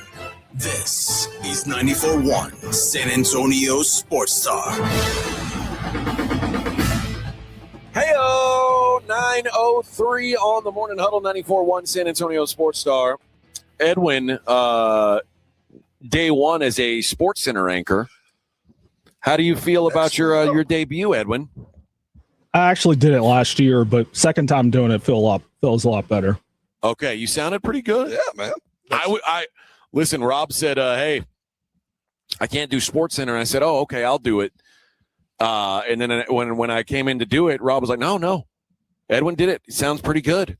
Sounds pretty good." See, Edwin didn't know I was standing outside the door listening to him do it. Listening to him. Oh, didn't need to coach him. Didn't do nothing. He laid it out perfect. Did you feel a lot of pressure, Edwin? I mean, I'm trying to live up to Rob's Sports Center's greatness. So yeah, it's a pretty high standard to live up to. I mean, you already doing better than Reinagel does. I mean, again, that's not that difficult of a bar to reach. Right. It's not a high bar, but I mean, hey, you're passing it. That's pretty good, man. Well played, Edwin. You maybe you can do that permanently now. You can just be our Sports Center guy. Maybe. I'm fine. I mean, listen, man. It's a way to start them. It's a way to start them. Some people are born to it. Others have it thrust upon them. All right, Rob. Let's talk about. I know you are a man who knows a lot about the law, even though you're not a lawyer. I stayed in a Holiday Inn last night. Okay. I have spent time in a variety of county lockups around this great state. But you come from a family of lawyers. Lawyers. And you tell me who's in the right here. This fella, João Loyola, lives. Is that a real name? Yes, it is. A real name. He's also in Palm Beach County, Florida. Second Palm Beach County, Florida reference. So there's a lot going on in Florida today. Not surprising at all. They live near Boynton Beach, and you would think like the big worry is hurricanes, but it's a slow hurricane season apparently, which is good news. That's great news. El Nino. But he's having his own problems with golf balls. Okay, so he lives next to a driving range or a golf course? He lives behind the Westchester Country Club golf course. Okay.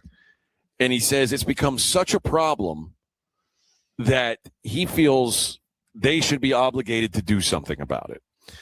The shots are damaging homes, breaking car windows, leaving some families afraid to even step into their own backyard, he says. Mm-hmm. His backyard is now covered with a tarp.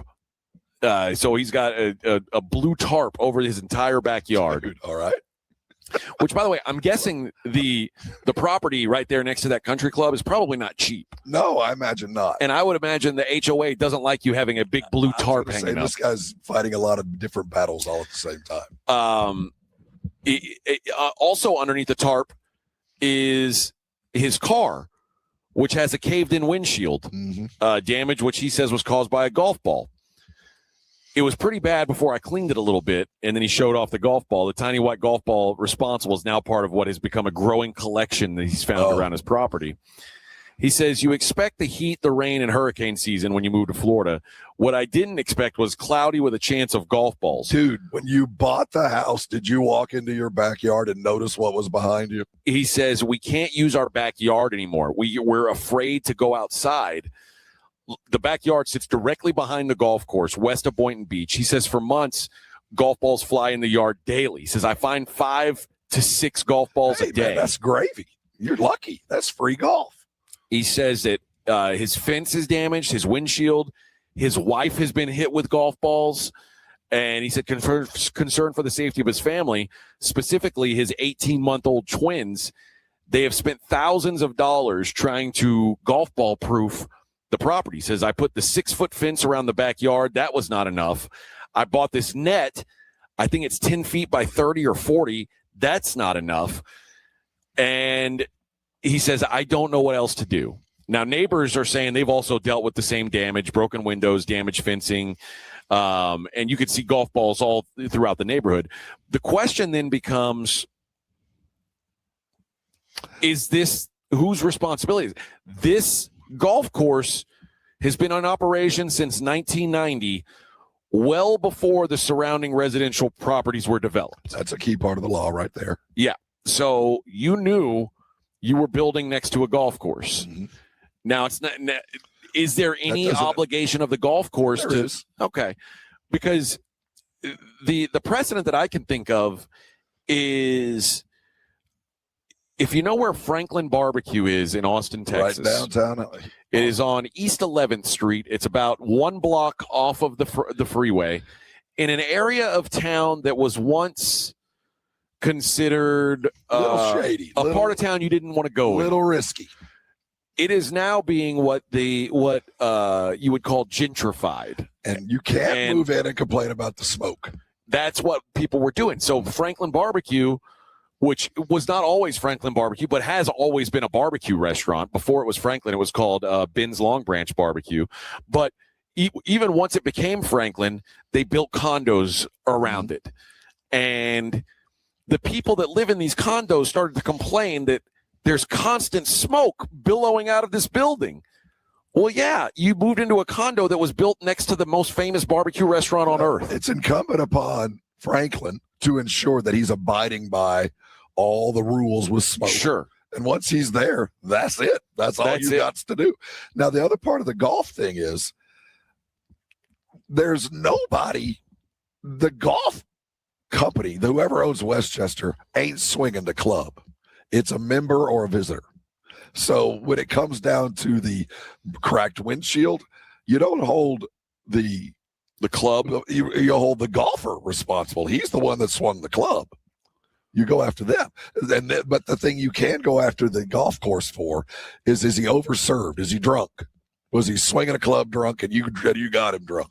You could go that route, but you moved in after that course was already there, man. You took on some assumed risk. Now it is up to the golf course to maintain a level of safety. I mean, sure. If they're hitting if you're hitting into traffic, if the course is designed to hit into a street, you got to fix that. But no, anybody who's ever lived next to a golf course, my wife grew up on the 4th hole of Brookhaven Country Club, and you'd walk out on a Sunday afternoon after a full weekend of golf, and they'd grab 15 golf balls out, and we found them.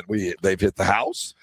There's nothing you could do. You bought the house on a golf course. It's like buying a house next to an airport and complaining about the noise. Well, dude, you bought the house next to the airport. There's a bit of a sign to whatever, and hopefully you got a better deal on the house because you knew the golf balls were really landing in your backyard every day. No, there's nothing you can do. Mr. Loyola believes the issue stems from the design of a specific hole on the course. Well, there might be something there. He said there is a curve to the course at this spot, so when they hit it straight, the ball doesn't make the curve and it comes straight to our homes. Now, it might be incumbent upon them to fix that.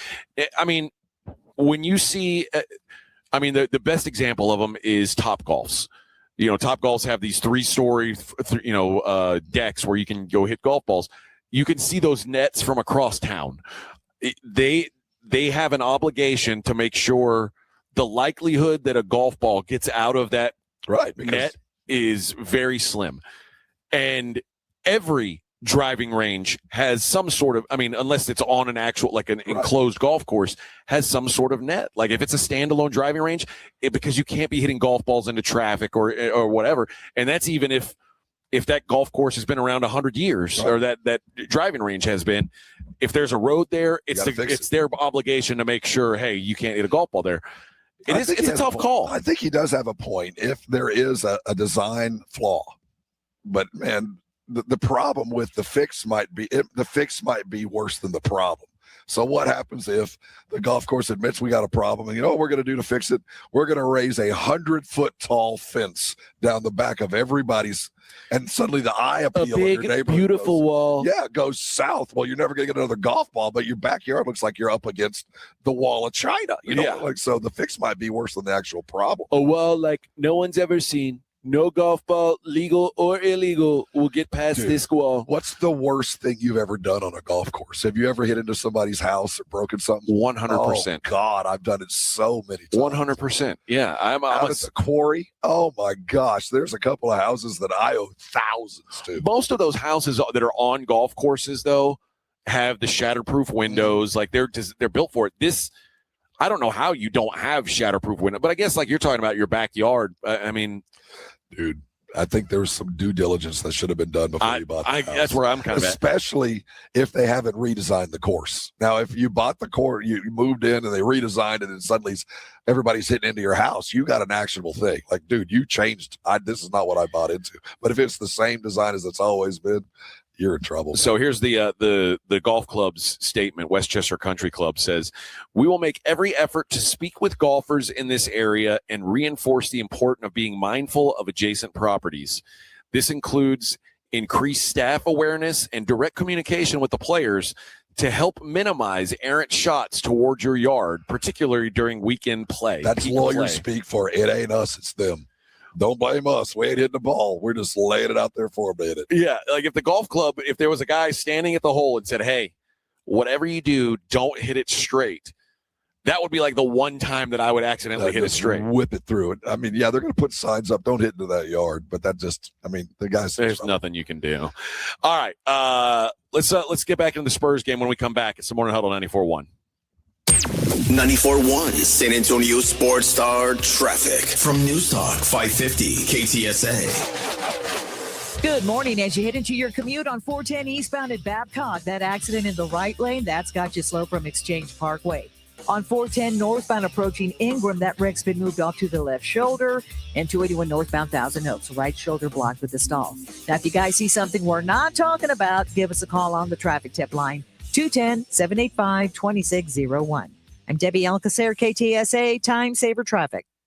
This is a special notice to U.S. taxpayers owing $10,000 or more to the IRS. Tax Relief Advocates is urgently notifying taxpayers that tax relief initiatives are now available that may significantly reduce or eliminate what you owe. If you're afraid of an IRS lien, levy, or wage garnishment, don't lose hope. You can now take advantage of these current relief programs to end all collections, reduce the amount you owe, and resolve your tax problem. Even if you have years of unfiled tax returns or are already in a payment plan, you may still qualify for significant relief. Struggling taxpayers can now get relief they need during these hard economic times. A hotline has been established by Tax Relief Advocates for you to call and see what you qualify for. They are A+ rated with the BBB and have over 1,000 5-star reviews. Don't wait. Call 800-575-9087. 800-575-9087. That's 800-575-9087 or simply visit TRA.com. This report is sponsored by True Green. True Green. Don't waste another weekend doing your lawn care yourself. Partner with the official lawn care treatment provider of the PGA Tour and get a golf course quality lawn the easy way. Sign up at truegreen.com. Then sit back and relax. San Antonio's newest sports headquarters, Novo Brewery. Juicy, thick-cut ribeye, picanha prime sirloin, Brazilian empanadas, stacked burgers, and more. This is bring your appetite food. Novo is attached to North Star Mall with late hours. Visit novobrew.com. Finding great candidates to hire can be like, well, trying to find a needle in a haystack. Sure, you can post your job to some job board, but then all you can do is hope the right person comes along, which is why you should try ZipRecruiter for free at ZipRecruiter.com/radio. ZipRecruiter doesn't depend on candidates finding you. It finds them for you. Its powerful technology identifies people with the right experience and actively invites them to apply to your job. You get qualified candidates fast. So while other companies might deliver a lot of hay, ZipRecruiter finds you what you're looking for. The needle in the haystack. See why 4 out of 5 employers who post a job on ZipRecruiter get a quality candidate within the first day. ZipRecruiter, the smartest way to hire. And right now, you can try ZipRecruiter for free. That's right, free at ZipRecruiter.com/radio. That's ZipRecruiter.com/radio. ZipRecruiter.com/radio. ZipRecruiter. Get in the zone, AutoZone. Welcome to Markdowns for Miles at AutoZone. Got any markdowns on oil? We've got many markdowns on oil. How about on that new STP Any Mileage? You'll save $5 when you buy 5 quarts of STP Any Mileage with an oil filter and get up to 5,000 miles of protection. Heck of a markdown for quite a lot of miles. At AutoZone. Get in the zone, AutoZone. Restrictions apply. You're locked on the Morning Huddle with AJ Hoffman and Rob Thompson. It's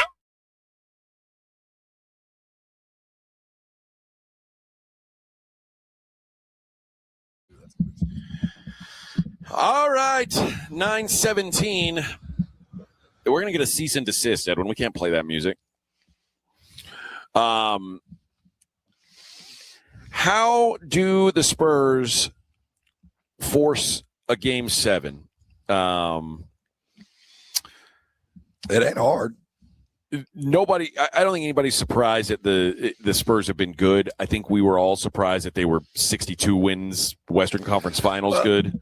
And even like the most diehard Spurs fans on the Brigade Bar. So when we lose, it might be at the end of June, and when we really look back on the season, I want to talk about the record, because I think we're going to find, kind of like when we look back to the COVID NBA year, that the further we got away from that, we realized it was kind of fake.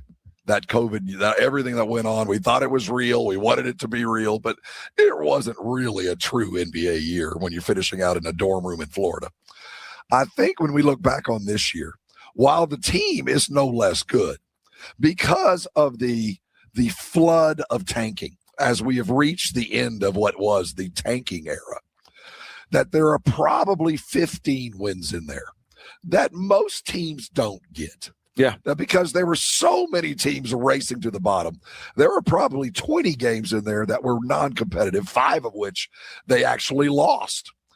Some of which you would have normally been in a lot closer games in a lot of different other places. So I think the record was falsely inflated by the number of teams that just weren't trying to win.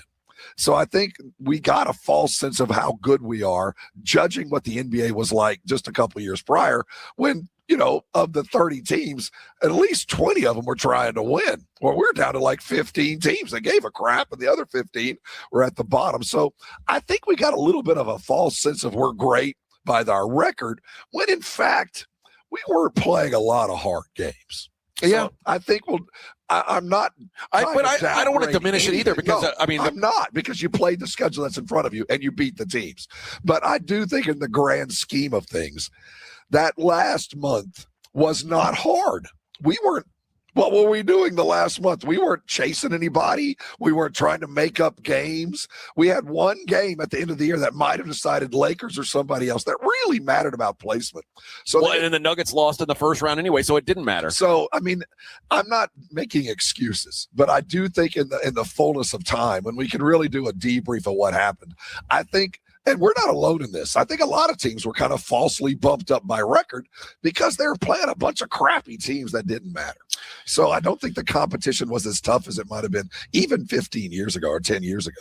That being said, they won 62 basketball games. Yeah. Unbelievable feat. And I'm not ready to put icing on the cake yet, but given where they've got enough and they've done enough to win it. But did they learn enough through the hard times? Or did they have enough hard time to learn to be ready for tonight? And we'll see. You said 10 years ago, and it brought me to another story I wanted to bring up today. 10 years ago today, this very day. Really? The Oklahoma City Thunder had a 3-2 lead in the Western Conference Finals over what was the greatest regular season team of all time, the 73-9 Golden State Warriors. And in that game, at halftime, remember the Thunder were actually up 3-1 in that series, but at halftime, Klay Thompson had 16 points. And the Warriors were shooting 36% from the field. And going into the fourth quarter, the Golden State Warriors were down 8 points, facing elimination. And that is when the legend of Game 6 Klay was born, because Klay Thompson took over the fourth quarter and basically did it all on his own. 19 fourth quarter points. 11 made 3-pointers. And he touched the ball a total of like 8 seconds in that quarter, where they added up total time ball in hand. It was spot up, like bam, bam. drain. Yeah. With a little over a minute left in the game, he had a 3 over Durant in transition, and that gave him the lead, and they never looked back. Of course, they go on to win the series. Is there a Game 6 dude, a dude who you can predict will be. You have 4 candidates. I'll give you that. Okay. You have 4 candidates. If you're looking for the most unlikely hero to pull it out, it's going to have to. Steph has work to do. He's going to be playing defense. Well, remember what that version of Klay Thompson was. Yeah, he was the best on-ball defender. And so I don't think it's in Steph, but I would say that if I was looking for a guy to go and do something that is due for now, I don't know what more to expect from the guys that have already played. I can only fall back on Keldon. If there's going to be a separator, if we're looking for something that is above and beyond, it's going to have to be the 6th man who offered it before. Because Devin's been great. He's worked hard. He's had some bad sucked last game. He's had some bad shit, but I'm throwing. Yeah. But, I mean, Devin has had a hell of a series. He's worked his ass off. Steph Castle, same way. Dylan Harper, same way. Keldon has had one game. 15 points off the bench the other night. He brought the pepper. I mean, it was influential points. It didn't affect, but he was doing all he could. So if you ask me, is there a guy to go get 18 and a quarter? We don't have that. But if you're looking for somebody to step up and do it above and beyond what has already happened, I'm looking at Keldon, dude. You're one of those guys like Caruso, like McCain on their side of the fence, the other that made the difference. You're going to have to be that. I'll put that in his plate. I think the guy who could do it. Now, this would be a great story if he were able to, is De'Aaron. Please. Now, because it would almost be Willis Reed-esque, like, Kirk Gibson, because when I think about guys who I could see scoring 19 points in a quarter, absolutely, he's the first guy that comes to mind. It's just for him to do it in this hobbled form would be miraculous. But if there is a memory to be made, if there is if there's something that we your mouth to like God's I said, ears. If I said 10 years ago, Game 6 Klay was created, you go, oh, I remember that. If this game is going to be remembered 10 years from now, I think it might have to be De'Aaron Fox to do it. There's so many other plots behind that because it would put to bed, I hope, all of the De'Aaron Fox hatred. It would put to bed all these posts I keep seeing of how much De'Aaron's getting paid as opposed to this and that. And it was a bad move and it was dumb. It would put that to bed. One thing I notice about Spurs fans, they do not like you. They do not like guys who are not homegrown. Built, not bought. They don't like that. Bought. That's that was our mantra 10, 15, 25 years ago.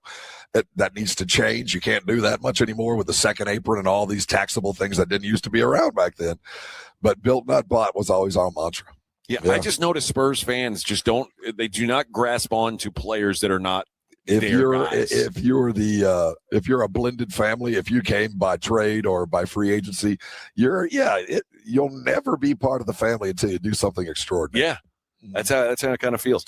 Well, we'll see if there's a Game 6 insert the blank tonight, and if there is, there's hope because, like I said, there was hope for those Warriors. They ended up winning that series. I love the fact that you brought up De'Aaron Fox because we talk about the kids all the time. De'Aaron was paid. De'Aaron went and chased. De'Aaron was brought in for tonight. Yeah. And I know you're banged up, dude, but it's the NBA Western Conference Finals. Everybody's hurting. You're going to have to put together 40 minutes of superior effort, or everything you've heard over the last couple of days is going to go until a year from now. Yeah. It will not stop. It'll get worse. Yep. I'm a fan of De'Aaron. I love his game. I love the fact that he wanted to be here. He asked to come here. And that is, to me, that goes a long way in how I'm going to feel about a player. Like it did feel like, I'm stuck in this, I got marooned out here. No, he wanted to be in San Antonio. I appreciate that. To me, that makes you part of the family. I would like to think we should all feel that way. I really do it. But it feels like, you wanted to be here, but you came and took the master bedroom, man.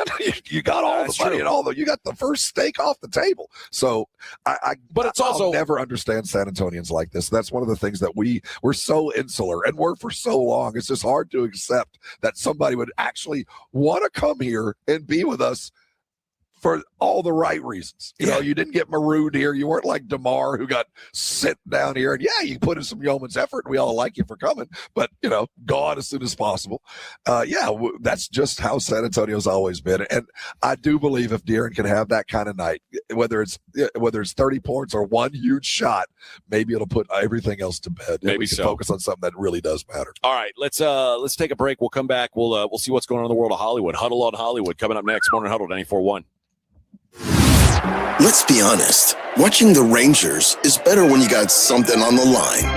On Rangers game days, call your shot with the Morning Huddles. Rangers Double Dinger Payday.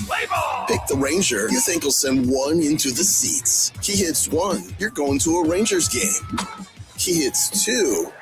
Now you've just been upgraded. Tickets and a hotel stay. That's what we call getting paid. Wake up with the Morning Huddle. Make your pick and win with the Morning Huddle's Rangers Double Dinger Payday. 94.1 San Antonio Sports Star, South Texas home of the Texas Rangers. The John Clay Wolf Show. Here's what's going on in the Wolf Pack. John Clay, you're on the air. How are you? I'm good. Now listen, we don't have time today. I am in New York. I presented an idea last week to wear John Clay Wolf shirts on the air. Yes or no? Yes. What did he say? No idea. The John Clay Wolf Show. Listen to the John Clay Wolf Show, Saturday morning at 8 on 94.1 San Antonio Sports Star. Less than 4 in 10 kids aged 6 through 12 are playing sports regularly. 4 in 10 kids? Let it sink in.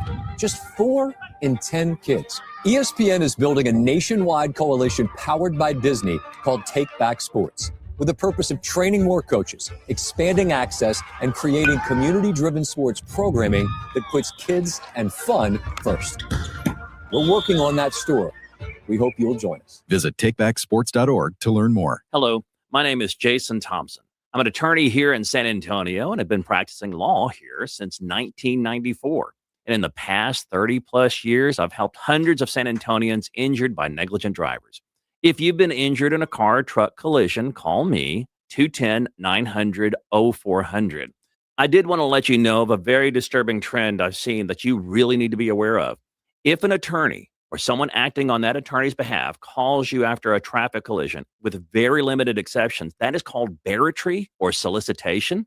It's a crime and is unethical under our state bar rules. Do not answer these phone calls. Do not hire an unethical attorney. Neither I nor anyone in my firm will ever call you after a traffic collision. If you need my help, and if you've been injured in a traffic collision, I think you do, you'll need to call me. My name is Jason Thompson. My number is 210-900-0400, or go to my website, alawyerforus.com. Buyers Barricades is proud to provide traffic control, rental, and sales for work zones and events in the San Antonio area and beyond. Buyers Barricades, the Texas authority in barricade rental. Learn more online at buyersbarricades.com. That's buyersbarricades.com. We have meaningful basketball being played in San Antonio for the first time in years, and you know the Roof Hub has proven to be the best place to go watch the games with those 3 massive 170-inch screens and TVs all around. All the games, all the fights, and when you show up at the Roof Hub, show up hungry. Open daily at 11, great for lunch, great for dinner, great for late at night, and the best place to watch the game. Just down from the big blind, right next to the Angry Elephant. The Roof Hub, 281 in Redland Road. We'll see you at the Roo. Texting enrolls you in a recurring automated marketing text messages. Consent not required to purchase. Message and data rates may apply. The team's looking good this season. I think so. Man, I miss playing football. Ever since I turned 40, I just can't find that fire I used to have. Think it could be lower testosterone? What do you mean? I was feeling the same way. After 40, the body has less testosterone, and men lose their edge. That's why I take Nugenix Total T2. That's the testosterone booster, right? Yes, but Total T2 is their brand new formula that skyrockets nitric oxide levels in as little as 3 hours. Since I started taking it, I've been lifting like when we played for Coach Carter. My energy is way up, and it even spiced up things between me and the missus. Are they still giving out complimentary bottles? Yep, just send a text. Text SPARK to 215-215 for your complimentary bottle of Nugenix Total T2, the next generation testosterone booster. Text now and we'll include a bottle of Nugenix Thermo X, our newest, most powerful fat burner ever, absolutely free. Text SPARK to 215-215. That's SPARK to 215-215. These statements have not been evaluated by the FDA. This product is not intended to diagnose, treat, cure, or prevent any disease. San Antonio's Sports Center. In the NBA, the Spurs are facing elimination as they're in a must-win situation, returning home to the Frost Bank Center tonight for Game 6 of the Western Conference Finals against the Oklahoma City Thunder, trailing 3-2. Tip-off for tonight's game is set for 7:30 and will be televised on NBC and streaming on Peacock. In the NFL, the Dallas Cowboys have placed veteran wide receiver Paris Campbell on the reserve/retired list. The 28-year-old is a former second-round pick of the Indianapolis Colts and also spent time with the Giants and Eagles, winning a Super Bowl in Philadelphia in 2024. I'm Edwin Hafner for 94.1 San Antonio Sports Star. This is Jason Minix, and you're listening.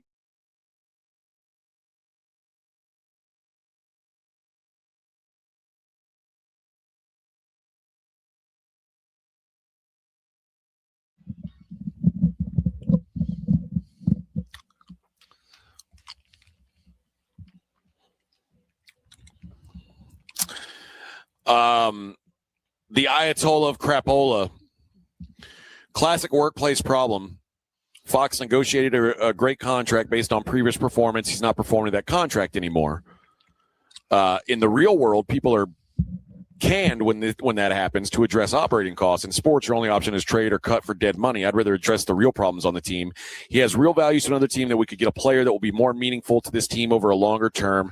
Fox isn't part of the future after what we saw this season. Settle down. I'll say this. I think when they fell ass backwards into Dylan Harper, it did change the long-term outlook for De'Aaron Fox on this team. I believe that.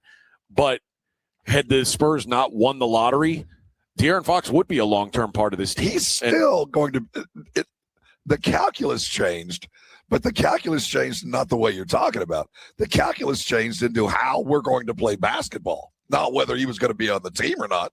We just went from a team that was going to be built with a point guard and a shooting guard and a small forward and a power forward and a big man to a three-headed monster. We had to change our calculus entirely. And you know what happened? We won 62 games.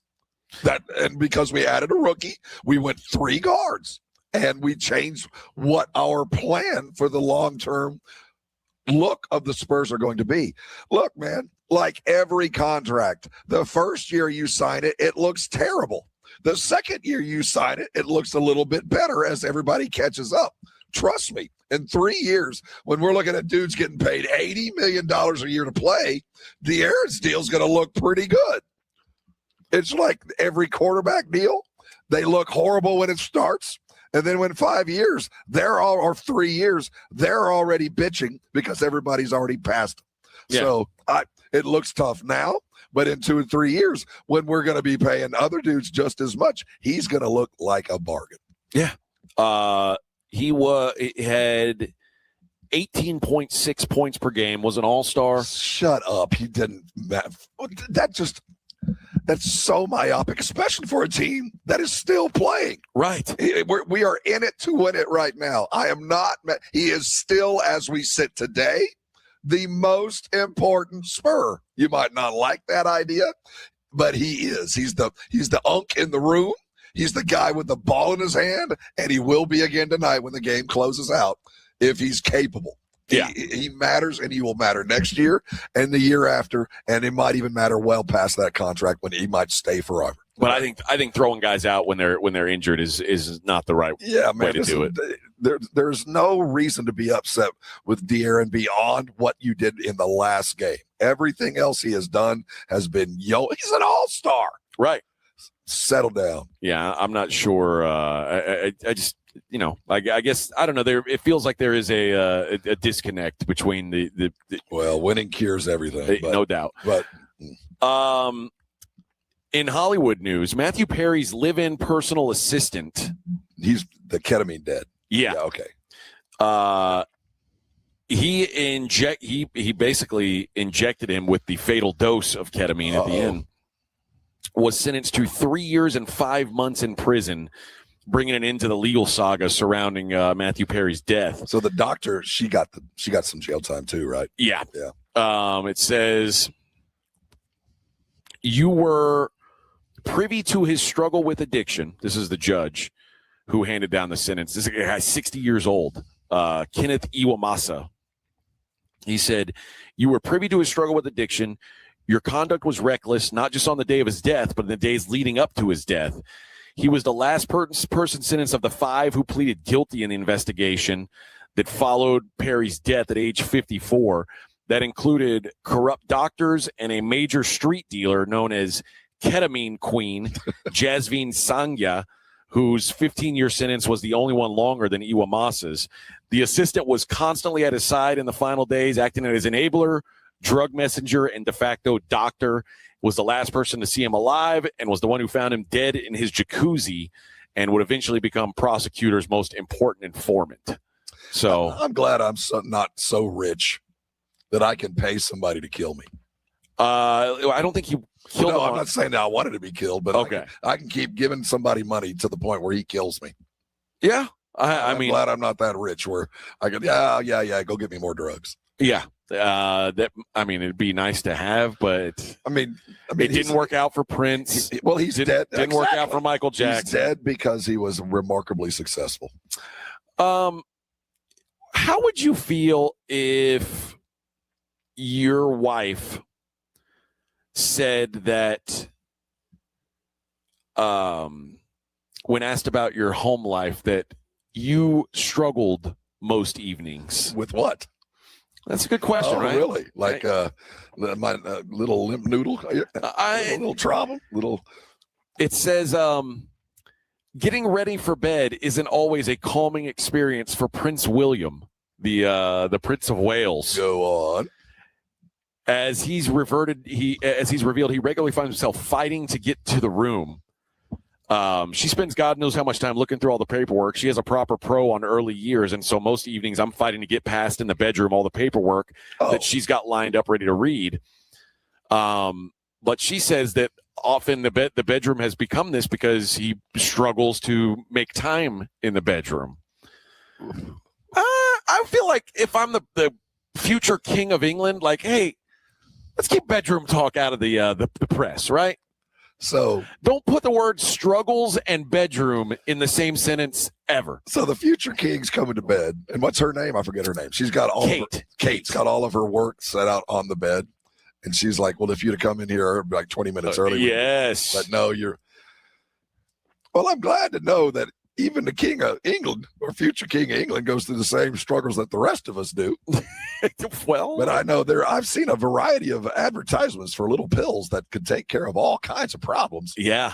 Yep. And John McClane. John McClane. Not the John McClane you're thinking of. Dang it. The writer from Houston? Not that one either. Not John McClane. John McClane. The Texans, the spread they put out at the game for the media is pathetic. I've got his voice now.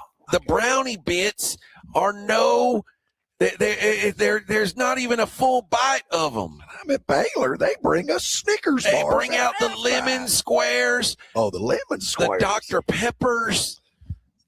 No, this is John McClane, who was the co-executor of Michael Jackson's estate and a music executive. Why are we talking about Michael Jackson's estate? Well, he died at the age of 71. Oh, the executor did? Okay. Yes, which means that now he's the co-executor, but it does mean that there are some things in Michael Jackson's estate that could be coming up for purchase in the near future. So his estate has not been settled? There's it's still going on. They're still selling stuff off. No, it's still a thing. God, what a good gig. Right? I'll be the executive. How many years later McClane personally had a hand in the production of several of Michael's posthumous hits. The posthumous hits is a bit of an overstatement here. Like Love Never Felt So Good and Much Too Soon. So they just found a cassette tape in a desk. Basically, that's what they found. Paris Jackson, meanwhile, is asking for $463,000 more from the estate than she was apparently a day or a year. I think on top of what she's been given, she's dragging them back to court. Well, right now, $500,000 is a drop in the bucket. That's legal fees. Yes. Now, she's already had a pretty massive win against him. Last week, an LA judge said that $625,000 in bonuses paid to outside law firms that worked on the estate would have to be returned to the estate. There we go. That's it. And they argued the bonuses paid to third-party law firms were normal for the music industry. Are they? And she was like, Well, Paris says, I want more than just that $625. The executor should also be on the hook for $463,000 more in interest that accrued on the amounts that were owed back to the estate. So this guy just said, I'm dying. This other guy's going to figure this out. This ain't my problem This anymore. estate has been under contest for what now? What are we at, 12, almost 14 years now? Oh, well over that. My God. At least almost 20. So, and there's a new movie out which rights are going someplace. Of course. They killed that guy. Finally just killed him. Yep, he's finally passed. All right, we got one segment left, friends. One segment. We will we'll take a look at the daily lines, see where we can make some money tonight. It's the Morning Huddle on 94.1 San Antonio Sports Star. Money.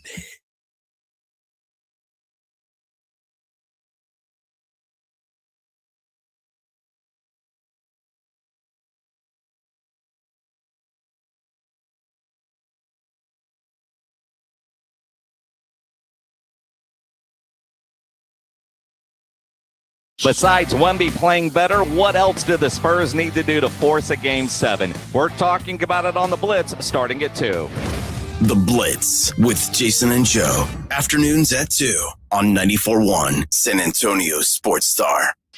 The NBA playoffs are finally here, and where are you going to get on the action? Underdog Fantasy. Of course, that is the place to play. Playing on Underdog is so easy. You pick whether your favorite players are going to go higher or lower on their stats. Points, rebounds, assists, you name it. Whatever it is, if your player does the right thing, you can win up to 5,000 times your cash. This week on Underdog, I'm looking at Shai Gilgeous-Alexander of the Thunder. This is a guy who's done it in the playoffs before. I expect him to keep it rolling this season. And of course, it's always fun to bet on Wemby higher on his blocks. That's been money in the bank. Download the app today. Use the promo code Alamo. Score $50 in bonus entries when you play your first $5. That's promo code Alamo. Underdog. Make picks and win money. Must be 18 plus and present in Texas. Terms apply. See assets.underdogfantasy.com/web/play and get terms _DFS_.html for details. Concerned with your play? Call 1-800-MY-RESET or visit www.ncpgambling.org. Do you read more about your team in the off-season than in the season? Does your game day outfit include a brown bag with eye holes? Then you may be a fan of a BST or bad sports team. Luckily, when you bundle your home and auto insurance with Progressive, you're protected. Because seeing your painted face in the rearview mirror after a loss isn't just depressing. It's distracting. Visit Progressive.com today. Progressive Casualty Insurance Company, affiliates, and other insurers. Covered subject to policy terms. Not available in all states or situations. Eczema, eczema, eczema. So many ads for eczema products. But those fancy TV ads don't mention that those prescription products can cost thousands of dollars. There's a smarter way. It's Exoderm for eczema and dermatitis. Exoderm costs less than $20. Yep, less than $20. You don't need a prescription, and it's available on the first aid aisle of your local store. Exoderm contains the #1 doctor-recommended ingredient in a clean, hypoallergenic cream with no harsh additives or nasty chemicals. Exoderm, fast, effective relief from the itching and inflammation of eczema. This stuff really does work. Take back control. Heal eczema flares with soothing Exoderm Flare Control Cream. It's on the first aid aisle of your local drugstore, supermarket, and at Target and Walmart too. Exoderm for eczema. Now that's smart. Children want and need to be active. Sometimes everyday activities can be difficult for children with asthma. May is Asthma Awareness Month. The City of San Antonio Metro Health's SA Kids Breathe program is here to help. This free program offers education to better understand and control your child's asthma. If you have a child with asthma between the ages of 3 and 17 and live in Bexar County, call 210-207-7282 or visit sa.gov/health. Finding great candidates to hire can be like, well, trying to find a needle in a haystack, but not with ZipRecruiter. Its powerful technology actively finds and invites qualified candidates to apply to your job. So while other companies might deliver a lot of hay, ZipRecruiter finds you the needle in the haystack. See why 4 out of 5 employers who post a job on ZipRecruiter get a quality candidate within the first day. Try ZipRecruiter for free at ZipRecruiter.com/free. That's ZipRecruiter.com/free. ZipRecruiter. Sound familiar? At Mattress Firm, we understand there are many problems that can keep you up at night, like snoring, aches and pains, or sleeping hot. Our sleep experts have the unrivaled know-how to match you with a mattress that can help. And now at Mattress Firm, upgrade to a Tempur-Pedic and learn how you can get 3% back plus an instant gift. For the great sleep you deserve, visit Mattress Firm. We make sleep easy. Restrictions apply. See store or website for details. It's the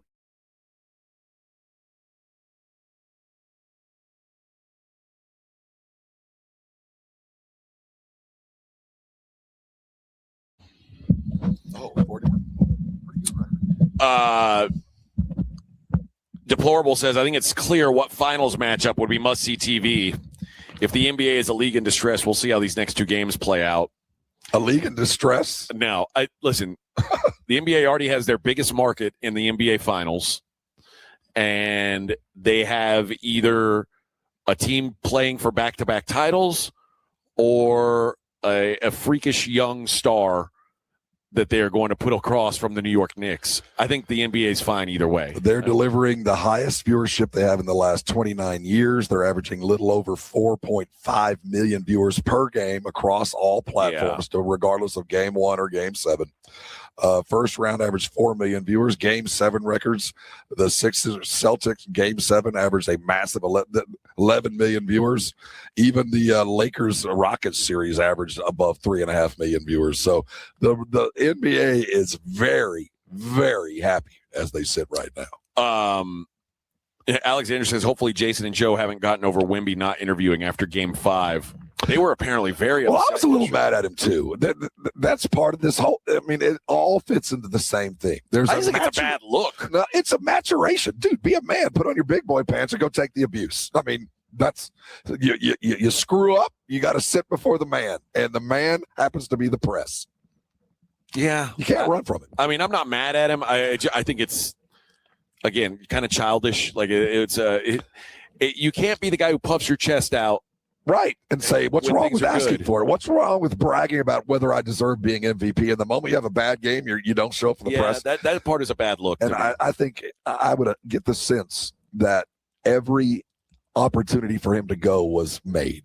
I'm sure his coaches are like, dude, you got to go. You got to go. And he didn't, whether he needed an IV or something else.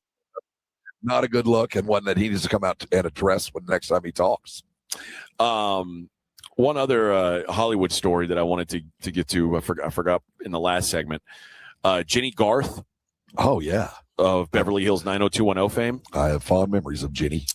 She was on Dancing with the Stars. I remember that. And she was very nervous. And apparently to combat her nerves, she had to get hypnotized before the dance competition, because one of the things she was worried about was when she gets nervous, apparently she pees her pants. Okay. So she had to get hypnotized to not pee her pants. Wow. I'm glad. I wish I didn't know this. They made it all the way to the semifinals and finished 4th. Did she pee her pants? She did not pee her pants. Quite frankly, like, you could have been the girl who peed your pants on Dancing with the Stars. There's a story there. But so how does hypnotizing you? I don't know, but does it turn you off as someone who was probably of the age where Jenny Garth was really hot at one point? It's hard, man, to know that Jenny Garth, when she gets nervous, pees herself. Dude, I was at a UB40 concert less than a month ago, and I realized red wine, you make how me feel so old fine. we are. Yeah. And so looking around at the crew that was watching UB40, Jenny Garth would have fit right in. Yeah. And there were a whole bunch of Depends being worn where I was. So how old is Jenny Garth? She's got to be up there around 60, late 50s, early 60s. I'd have to. How come whenever it's a dude, they always post, like, if there's a story about a dude, they always post their age. Well, that's just. And with women, it's always like a big secret. Like, listen, you guys, you're born and you die too. 54 years old. Yeah, okay. I mean, she looks good for 54. Yes, she absolutely does. I must say. Unfortunately, she's probably walking around with urine-soaked underwear. Yeah, or Kinda wearing a diaper. Or wearing a diaper. Then maybe that's the move. All right, let's wrap up the show the way we always do by taking a look at the daily lines. It's the Morning Huddle's look at the daily lines with AJ and Rob on 94.1 San Antonio Sports Star. You covered, yeah! I mentioned it earlier. The Spurs, 3.5-point favorites tonight over Oklahoma City at home. The total, 219.5. What says Rob Thompson? Okay, well, did your first quarter pay off in the last game? Did they cover? Yeah, they covered. They did cover in the worst possible situations. I think in a Game 7, it's going to be pretty tight. It's going to be a lot of defense played. That might be a tough number to hit. 219. Yeah, the over's only gone. The over has gone over in every game but one. And what was the final in that one? It was the last one where the Spurs, or no, it was the one, the one that the Spurs won. I got to expect more offense from the Spurs. You just got to feel like shots are going to fall a little bit better. But 219, man, that's expecting 110 points minimum, I think, from the Spurs. I think it's going to take that. It's a big number. It's a big number. I don't think they're going to get it. Okay. I'd go under on this one. I think I like the Thunder plus 3.5 tonight. I've said I think the Thunder close it out. I just think that if you like the Spurs, I would bet the Spurs early again. I would bet them first quarter, first half. I just think the legs as this game goes on, you get into late game situations. The team that's been there and done it and has more depth, more quality depth at this point. And an MVP. And the MVP of the league, yeah. And a team that I trust to get, quite frankly, the free throw line, whether you like it, however they get there, whether you like it or not. Did you see that Shea sent a cease and desist to Underdog because they had some promo about it, like unethical basketball. Like they were sending out board games, and it was like an operation game, but of Shea. And it's like, everything you That's set awesome. off a red light every time you fouled him. Why stop that, Shea? Go buy it and autograph it, dude. Yeah. Own it. Cease and desist. Cease and desist. When you do that, you admit you know you're doing wrong. Oh, yeah. There is no National Hockey League game tonight. Tomorrow, the Canadiens and the Hurricanes get back at it. Hurricanes up 3-1 in that series. They're minus 225 tomorrow. I'm guessing the series ends tomorrow. And we have a Stanley Cup final. This final looks like it's going to be two gigantic physical hockey teams. Fingers crossed, Rob. Fingers crossed. How many guys on an individual run? 9 guys, 8 guys. How many are on the ice at any given? 6, counting the goalie. Total. 10 players, 2 goalies. 10 skaters, 2 goalies. Yeah. The average weight of the 10 guys on the ice, if Vegas, they're both pretty big teams. Those are the 2 biggest hockey teams I think I've ever They're seen. pretty big squads. All right. Major League Baseball. Did you see Shohei go 6 hitless innings at a homer and wasn't happy with his performance? No, yeah, I didn't play very well today. I didn't play very well. Hey, Edwin, who's the choice today for the double dong? Jake Berger. Jake Berger. All right, Jake. Well, good luck. Let's go get him, Jake Berger. Ren says hockey's boring AF. Come on, man. You're not watching it then. If you're not watching it, you can't say it. You're knocking it before you're trying. I hope you don't have any extra time over the next week to watch. Playoff hockey is as good as it gets, man. I'm telling you. Rangers host the Stros today. Rangers minus 145 with Eovaldi on the hill. I think I got to back the Astros with Eric Eddy. I go back with him. The plus 120. The workhorse. Yeah, man. He's been so good. It's Paul Skeens Day in Pittsburgh. He's minus 175 hosting the Cubbies. The Blue Jays on Patrick Corbin Day are underdogs in Baltimore. Orioles minus 130. Chris Sale facing his old squad. They're in Boston taking on the Red Sox. Braves are minus 135. Angels at the Tigers minus 130, and the White Sox minus 155 favorites hosting the Twins. Here we go. That'll do it for us. Jason and Joe will get you home today, get you into Spurs game day. We'll see you tomorrow. Go Spurs, go. KTFM Floresville. The San Antonio Sports Star studios are powered by the City of San Antonio Metro Health. During Asthma Awareness Month, Metro Health reminds you, asthma doesn't have to keep you off the court. Know your triggers, follow your game plan, and stay ready to play.